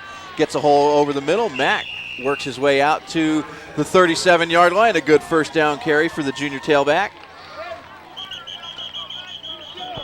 Looks like we got an injured player in the middle of that. Take a look and see if we can see who it is. One of the big offensive linemen. Kind of holding his leg there. We'll try and take a look at the replay here, see if we can see what happens. This could be trouble. It looks like Augustine Lara down on the field, number 75. See somebody falling back there, rolling over. Hard to see on that replay. Nice job. You can see number 44, Brian McAfee, getting some great push on that play. And we believe it is number 75, Augustine Lara, like you said, Jim. And he's up on his own, just got a little bit of limp there on his left leg. Hopefully he'll be able to shake that off. Augustine having a fantastic game, playing both ways on the offensive line and defensive line. Part of the heart and soul of this Merced Bear team. 5 sacks through the first 3 games. He is a force on both lines for the Bears. Lara will try and walk it off on his own. They need his presence there, though, that is for sure. Camacho running the option right. Turns it upfield, lowers his shoulder. He'll be about a yard short of the first down. 3rd and perhaps a half yard to go. Here's our instant replay. Here we have Camacho, under center. Takes the ball, goes to the right, decides to tuck it under shoulder and take it up close to the first down. Going to be 3rd and a short one. 3rd and very short. The Bears come out I formation. Camacho will pitch to Mack around the right side. Mack will get the corner. Short gain of only about a yard, but that's all he needed for the first down. Brought down there by the Knights, Josh Wilson, but the Bears will move the chains. And filling in for Augustine Lara while they're taking a look at his leg is number 55, Michael Chambers. Did a nice job on that play, pushing his opponent all the way off the field into the Merced Bears sidelines. Team medical personnel attending to Lara's left leg on the sidelines as the Bears continue to move the football. Camacho with the play action, back to pass, throws it, intercepted. Brad Bispo, midfield, brought down from behind at the 43-yard line. Critical turnover by the Bears. 2 turnovers in this half, and Downey will take over. 9:11 to play in this game. Tell you what, guys, Camacho missed Carter Todd. He was wide open down around the 20-yard line. Once again, Scott, like you mentioned earlier, he was just staring down that primary receiver and able to see Todd, who was wide open. Brad Bispo has put Downey in an excellent position to seal this victory for the Knights, but still plenty of time to go. Downey 1st and 10 from the Merced 44-yard line, and Bispo is actually quarterbacking for Downey as Draper has been nursing a wounded left arm. Flag is on the field. We'll take a look at that replay for that interception. Camacho fakes the handoff to Mack, sets up, throws, and there comes Bispo out of nowhere, right out of the middle of the free safety position. And we'll take another look at it from a different angle. Fantastic shots by the MeTV crew. Camacho releasing it, and there he is. And now he's not only is he intercepting the ball, but now he's taking the snaps and playing quarterback as well. Bispo, a very versatile athlete. I believe he plays basketball as well for the Downey Knights. A very successful basketball run last year. And Bispo will keep it, and he will be sacked. Big loss on the play. Coming in and making the play for the Merced Bears was number 20, Garrett Turner. Okay, we're going to take a look at that play here on our Merced Honda instant replay. Bispo under center. He's going to roll to his left, and here we had Garrett Turner on a strong safety blitz. Nice call there by defensive coordinator Jeff Bubenchik. Yeah, good call when your quarterback's inexperienced. Fumble, ball loose on the field, picked up by the Bears. Merced will have the football at the 27-yard line of Downey. Coming in and making the fumble recovery. Big number 96, Tunde Osambode. Sophomore defensive lineman with a heads-up play. That is, I believe, the third loss for the Downey Knights, the third turnover. You can see Gonzalez coming up there. Looks like it was stripped by number 35, Steven Urquizo. And the ball was just laying dead on the ground, and he picked it up and picked up 2 yards and got the ball back for the team. 8:09 to play. The Bears take it over at the 29. Camacho fakes the option to the right and goes left, gets down to the 20-yard line. Those types of things, though, happen when you have the bad handoffs, bad connections between the quarterback and the center. When you get a new quarterback in there, that's to be expected. And Downey was having all kinds of trouble. Penalties, a personal foul on the first play of that drive. Bispo sacked on the second play of the drive, and then the fumble on the third play of the drive. And, hey, Merced still has a chance to win this game. Second right. down and a long 2 to go. Pitch comes to Jamari Mack. Mack has a corner inside the 20, down to the 16-yard line. Nice tackle that time by Daniel Gonzalez, another one of those two-way players for the Knights. But the Bears get a first down. Well, Coach Scheidt was right. If they could keep it close, here we have the pitch out to Jamari Mack. Turn in the corner, lowers his shoulder, and able to pick up the first down. Gonzalez with a nice open field tackle on the big bruiser for Merced. Interesting to see the two starting and star running backs for both teams hitting head-to-head, one on offense and one on defense.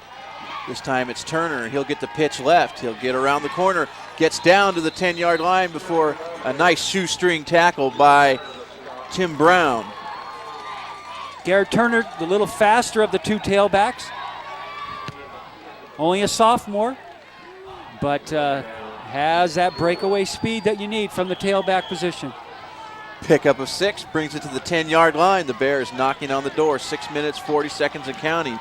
They trail the Downey Knights by 10, but look to get right back in the thick of it. Hand off to McAfee, the fullback, and he'll push the pile down close to the first down. He'll be about a yard, perhaps a yard and a half short.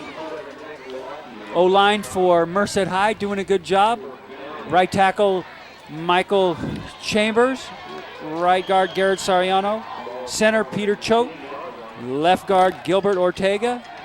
And number 72, Peter Safon, filling in for Augustine Laura, doing a good job. Third down now. 2 to go for the Bears. 2 receivers split right. Pitch goes to Turner around the right side. Has a hole, crosses the goal line. Touchdown, Merced. Garrett Turner, 10 yards for the score. Nice job blocking once again by Garrett Sariano and Michael Chambers on the right side. The fullback, Brian McAfee, on a good kick-out block. Turner sees a seam and bursts through for the touchdown. And I don't know if it's me, guys, or not, but I just noticed ever since they got that turnover, the Bears seem to be playing with some kind of new attitude as we take a look at Sean Bachhoven through our MeTV van there, responsible for all those great replays that we're seeing tonight. Corey Vitito in to attempt the extra point. Josh Camacho will do the holding, and whistles blow and flags fly. Let's take another look at that outstanding touchdown run. Okay, here's our Merced Honda replay. Pitch back, called toss right in the Bears playbook. Turner just sees a nice seam and bursts through for the touchdown. Nice lead block there by McAfee as he walks his way into the end zone. Also got a good block from Sidney Allen as well, the wide receiver coming back and making the block. Penalty actually was offsides against Downey, so they'll mark it half the distance to the goal line, and Camacho will now spot the ball at the 9-yard line. It'll be a 19-yard extra point for Vitito. And Vitito gently boots it through. 5:56 remaining in this contest. We got a game, guys. 17-14.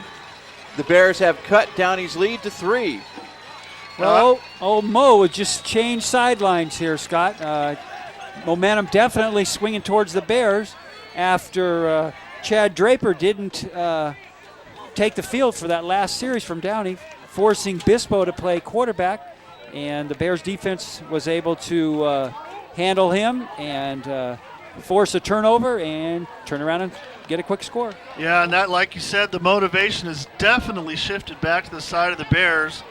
And the Knights, with their starting quarterback out and Bispo having to play the quarterback role rather than the receiver role, which he was doing so well the first 3 quarters, is definitely got to put a damper on the Knights and definitely going to give the Bears a chance to get back in this game as they are doing little by little. 4 possessions in the second half for the Knights have resulted in a field goal, a punt, and 2 lost fumbles. So the Downey Knights vaunted offensive attack coming into this game, averaging 39.5 points a game, 407 total yards, and they have been held pretty much in check by another stellar performance by the Merced Bear defense. Well, Corey Vitito going to line it up. Let's see if he can boot it into the end zone. That sure would be a nice addition for the Merced High Bear defense to take the field with 80 yards of field to defend. Garrett Straight and Tim Brown deep to receive. Vitito from the near right-hand hash mark will again kick that ball into the end zone. Brown catches it 5 yards deep. In high school ball, that's an automatic touchback. And as you said, Val, a good lift for the Merced defense. They'll have the Knights backed up to their own 20-yard line. Another nice little momentum builder as we take a look at our crew there in the van. Watching, hey, they're not watching our game. What are they watching there?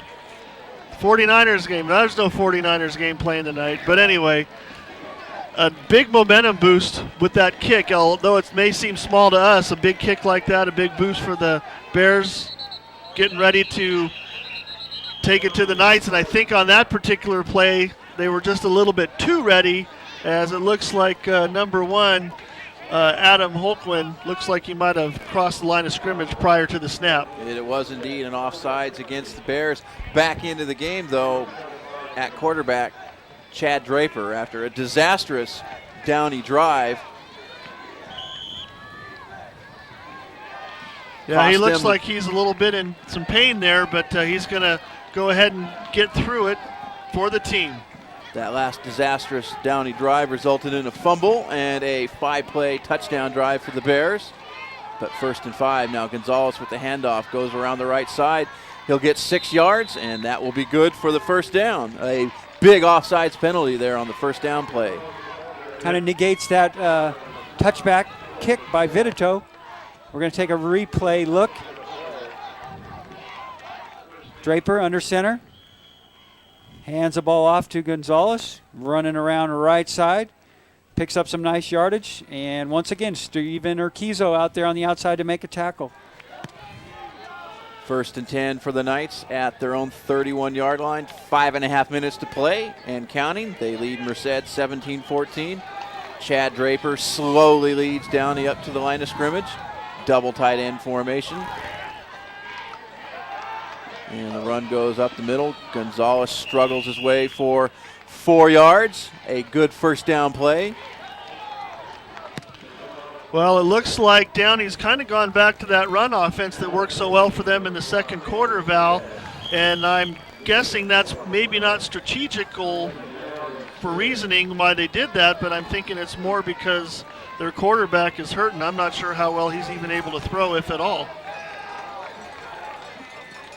Well, it worked well in the first half, and right now they just have to grind out 4 minutes and 45 seconds of game clock and put this game away. Gonzalez again will take the handoff, still on his feet, gets out to the 40-yard line. 10 Merced Bears were on the pile there at the very end. Who, when they watched the game film, they're going to give Joseph Jones a hard time. He was the only Bear that wasn't on the pile that time. Yeah, but somebody's got to be there for when the fumble pops out of the ball. So that's what Jones was doing there, Jim. Good strategic work there. A 5-yard gain for Gonzalez sets up 3rd and 1. And guys, with 4 minutes and 15 seconds to play, the Bears do have all 3 of their timeouts left, but this is a critical stop right here. Yes, it is. Although Downey is 3 for 3 on 4th down conversions, were they not to make this, I don't think Coach Frank Bispo would gamble and go for it on 4th down. The handoff goes to the big fullback, Yost. He'll break the initial tackle and get out to the 44-yard line, and that is a 1st down. Yost ran right through the tackle of Richard Diaz, about a yard behind the line of scrimmage. Yeah, Diaz had some nice penetration. You see here on our Merced Honda instant replay. Here we have Yost going off right tackle again, breaks that line of scrimmage and picks up the critical 1st down. Going to give him at least 3 more shots at it, and they can knock off a good minute and a half off the clock. Ball at the 44-yard line after that 4-yard carry. Again, double tight end formation, handoff to Gonzalez. Gonzalez will get out to about the 46. And Val, do you start using your timeouts here if you're the Bears? Well, if they don't use at least 1 or 2 of them, and just as we say that, Coach Scheit calls a timeout. You don't want that clock to run down so low that you don't have any time left to mount any kind of comeback if you can stop them. So Coach Scheit decided to burn one of those timeouts right now and regroup his troops and turn things over to Coach Bubenchik, the defensive coordinator. Again, as the Bears use their first timeout, it is an opportunity to remind the viewers that we will be right back here next week as Golden Valley will host Turlock in the Central California Conference opener. And also, if you would like to purchase a copy of this tremendously entertaining football game tonight, all you need to do is call Lana Bates at 209-381-5911. And don't forget, MeTV's outstanding lineup of programming for children every weekday morning, 7 a.m. Some outstanding programming, including Sesame Street, Between the Lions, Cyber Chase, and Zoom. Some other good programming on MeTV for kids. Liberty's Kids teaches American history to kids ages 7 to 12. Club Read is an after-school reading program for kids in games 4 through 6, produced by MeTV. Many other good programs. There's ESL foreign language programming in Spanish, French, and English as well. Also, Wildlife Adventures, Shamu TV, even NASA TV, current events in space exploration.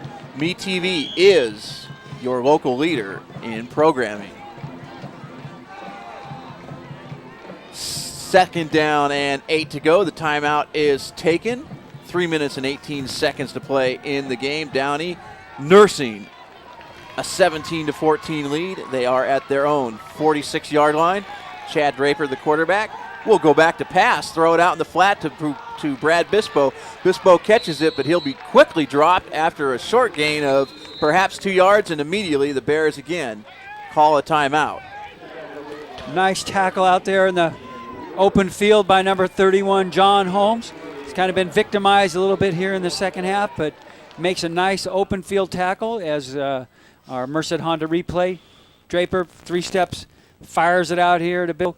Holmes grabs on, holds on for help as the pursuit comes and drops Bispo for a short gain. Brings up 3rd and... Look at Bispo tonight, and he's done a good job, and I'm really afraid every time I look there, if for some reason Holmes was slowed down, he's got a lot of room, and few and far between for his help to get there. That time they were there relatively quickly, but that's the kind of thing in a game that's this close that you definitely don't want to give up. You might want to, like we talked about earlier, Val, might want to do some kind of double coverage or something there, maybe not give him so much of a cushion. As the timeout is just about taken, one more programming note.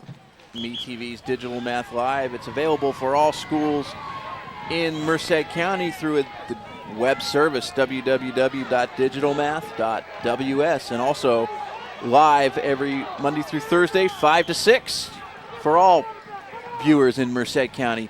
Now a huge third down play. 3rd down and 6 to go. Draper up to the line of scrimmage, and now the Knights will call their last timeout. I think the Knights had a little quick pass play going on there, Jim. The Bears disguising that blitz until the very last minute. Draper calmly spotted it.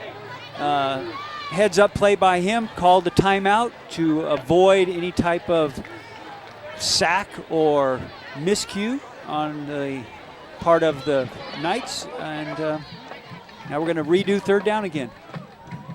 Yeah, just you pointed that out really well, Val. Merced had that safety or linebacker creeping up there at the very last second, trying to time it just right with the snap. And I don't know if the offensive line had called something, because I know if you're ever down there on the line of scrimmage, the quarterback's not the only one talking.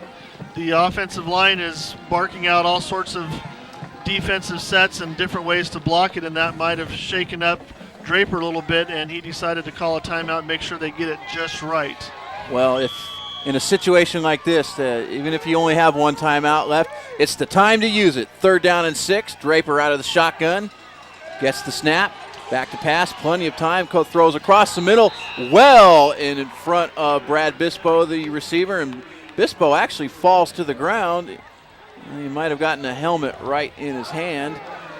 Clock will stop. Merced will be able to save its last timeout, and the Knights will have to punt.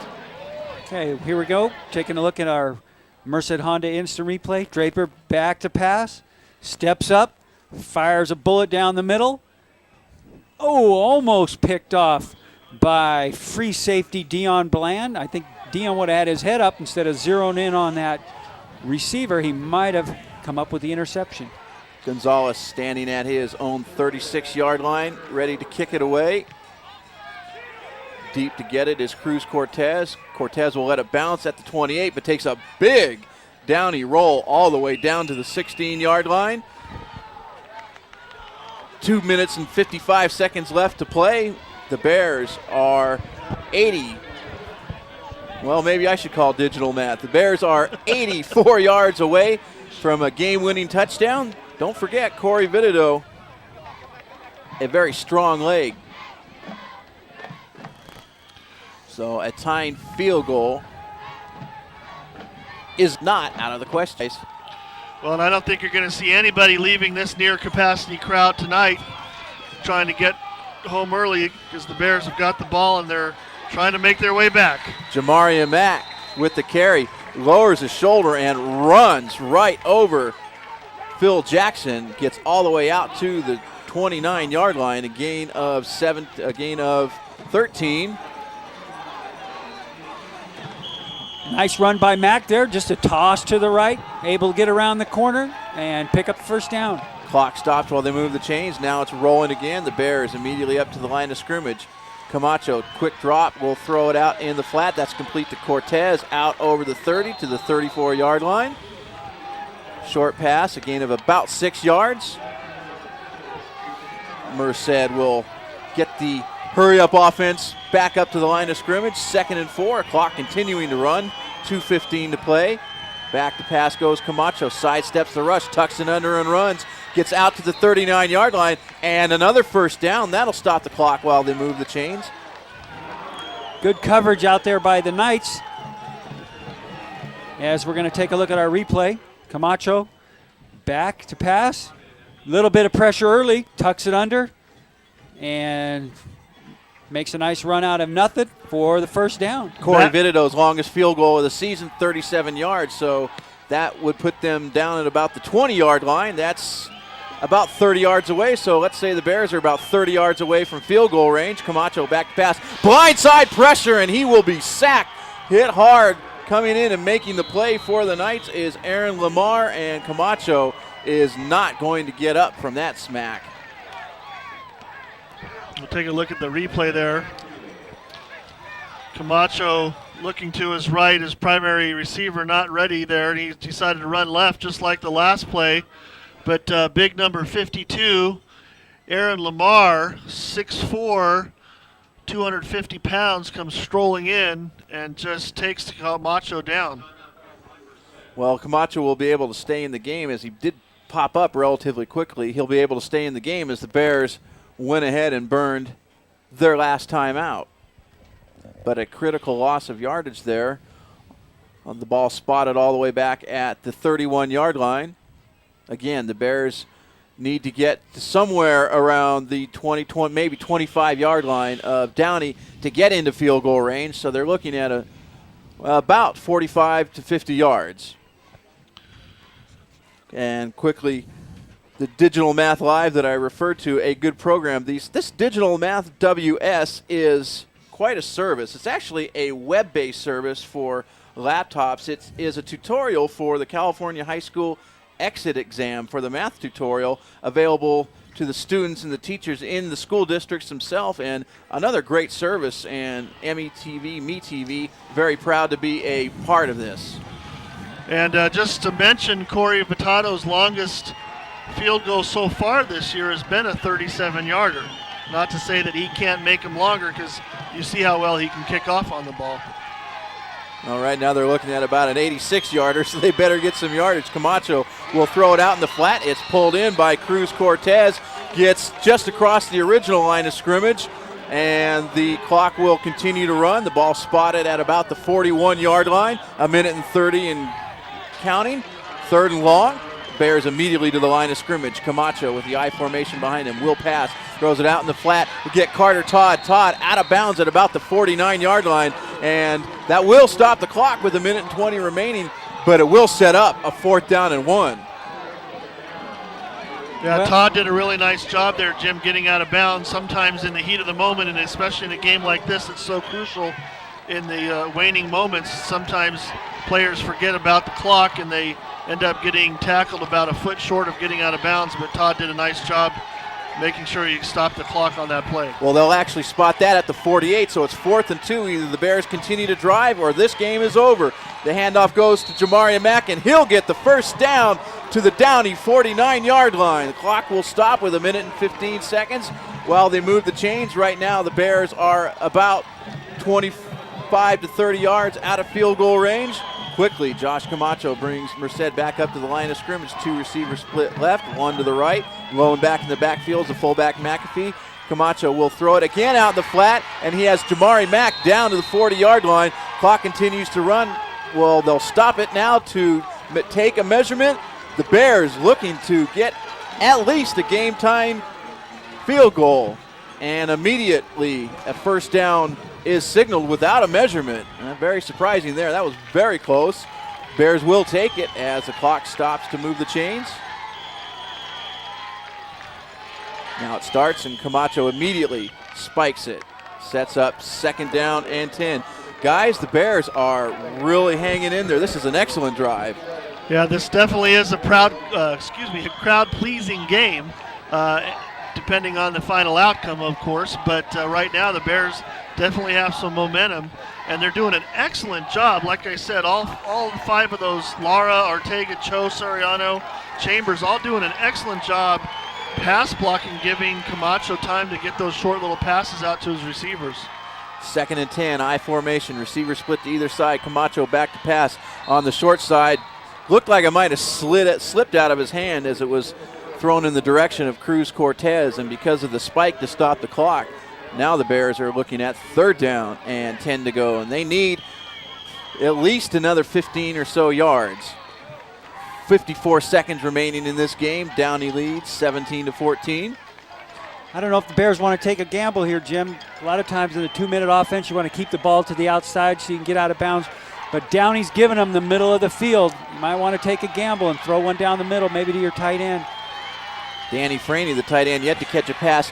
Big rush on the middle screen, but it's complete to Cortez. Got plenty of blocking. He's inside the 20, inside the 15, the 10, the 5, in the corner of the end zone. Out of bounds at the 1-yard line. Well, I think we got a signal for a touchdown, Jim. If I'm not mistaken, the referees are talking it over. Well, one signaled down and one signaled in, so we'll see what they say. They will put the ball just outside the goal line. Merced, no timeouts. 1st and goal from about the 1 4-foot line. Bears need to take their time here. The ball went out of bounds, so they have their 25 seconds. Looks like Merced is lining up for the extra point, but I think the refs have decided that the ball needs to be marked on the 1 yard line. Cruz Cortez got some excellent downfield blocking. It looked like a jailbreak as Downey's rushed in on the middle screen. Camacho did an excellent job getting that pass off, and now the Bears will come up to the line of scrimmage. I formation in the backfield. Camacho barking out the signals. Hands it to Jamari Mack into the end zone. Touchdown, Merced! Well, we'll take a look here at the replay if we can. Merced quickly to the line of scrimmage with an unbalanced line. Let's see if we can take a look at that. Here's the handoff. We missed the pre-snap lineup. Merced had more than normal lineman on the right side of the ball. Scott caught Downey off guard, and Jamari able to crash in for the go-ahead touchdown. And a critical extra point coming up. This would make Downey have to get a touchdown. Low snap. Camacho does a good job picking it up. He's still on the run. Now he looks and he finds the receiver. It's caught, stretching towards the end zone is Vitado, but it will be no good. And that is big because now the Bears lead remains at 3 points, 20-17, and Downey out of timeouts with just 40 seconds left. Now can send it into overtime with the field goal. Here's our near touchdown run there by Cruz Cortez. Once again, like you call it, Jim, just jailbreak left is a good term for that play. Little linemen let their guy Cortez ball on the outside, broke the middle, and all to the 1 foot line. And Camacho did a great job not only in maintaining his poise in the pocket in the face of that pressure, but actually almost elevating to get that pass off over and around the rush. Yeah, that's a great point, Jim. Camacho took a huge hit after dumping that ball off. He kept his composure, was able to dump it off and let Cortez do his magic. We won't feel it tomorrow, but I guarantee he will. But I think it'll be worth every little bit of pain knowing that that was the touchdown that got them ahead. Well, Corey Vitado, if ever there was a time for a touchback, this is it, as 10 of his 15 kickoffs this season have gone into the end zone. The Downey Knights burned a couple of timeouts almost needlessly earlier in this half on one drive, and they have no timeouts left. And the Bears would sorely love to force Downey into having to drive nearly the length of the field to attempt the game-tying field goal. Vitado has the ball on the tee. Tim Brown and Garrett Strait deep to receive for the Knights. And again, that ball almost goes through the uprights. Maybe that could have been the extra point that they were missing. Unbelievable. That kid can kick, I tell you what. Well, now Downey's going to have to drive 80 yards here for the, well, not quite 80 yards. I guess they just need to get down into field goal range. But we must remember now, Chad up here, Saf got drilled early third quarter. Been nursing, looks like some sore ribs, possibly an left arm injury. Let's see what the Bears got here on defense for him. Boyle Addis has missed his only field goal attempt this year coming into this game, but he did hit a field goal earlier in the contest. And now a flag down. And before we even get started, legal substitution penalty on the Bears. And indeed, it was too many men on the field. Yeah, and this is not a time to get sloppy and a time to pre-celebrate. There's plenty of game clock there for the Knights to make one or two plays and get down within field goal position. So the Bears need to remain calm during these next 40 seconds. Draper out of the shotgun. And all and down below. The first guy to jump was Brad Bispo. Well, that could have worked in arena football, Jim. They get a run at the line of scrimmage, and I think they can even be offside in that crazy game. Offense. Well, the Downey Knights just gave back the 5 yards that Merced had given them. Yeah, Downey definitely more than one guy jump. Both wide receivers at the top and the bottom of the screen. Trips right. Draper out of the shotgun. Quick toss, and that will go to Tim Brown. Brown still on his feet. but a flag down behind the play, and a very angry Downey Knight player. That's Brad Bispo, and Bispo is going to get flagged for an illegal block, and he's been whining about some non-calls earlier in this night, and he's whining about that actual call. He hasn't had his way with the officials tonight. Yeah, and that's so far back behind the play, I'm not exactly sure. I didn't see what he did. So far back behind the play, no matter what it was, I don't think he needed to be throwing a block 15 yards behind Tim Brown's run. Well, in fairness to Bispo, some of the non-calls earlier tonight were a little marginal, although there was one particular non-call that was definitely not a penalty, and one might have been. We don't know about that one, but he's a very unhappy camper right about now. Looks like they called holding on Bispo. Jamari Mack in at defensive back for the Bears. Try and stop this final Downey drive. Draper back to pass again, the short pass, and that's to Gonzalez, complete across the 20, across the 30. A lot of running room. He's across midfield, down to the 45, knocked out of bounds, 30 yard.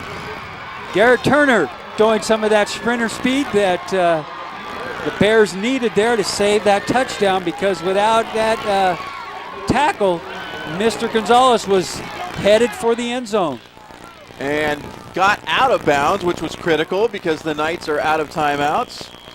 Take a look at the replay there as Gonzalez weaves his way in and out, and Turner jumps on his back and brings him down. Well, Still a good game. The Bears had dropped 5 defensive backs deep on that last play, but he still got in. Now Draper is sacked. 2 players come in on this one. The clock continues to run, and it will run out, and the Merced Bears have defeated the Downey Knights 20-17. Nice sack by Adam Holquin and Robert Diaz to end that ball game. Well, Val, that's the type of game that you send yourself into league play with a lot of positive momentum.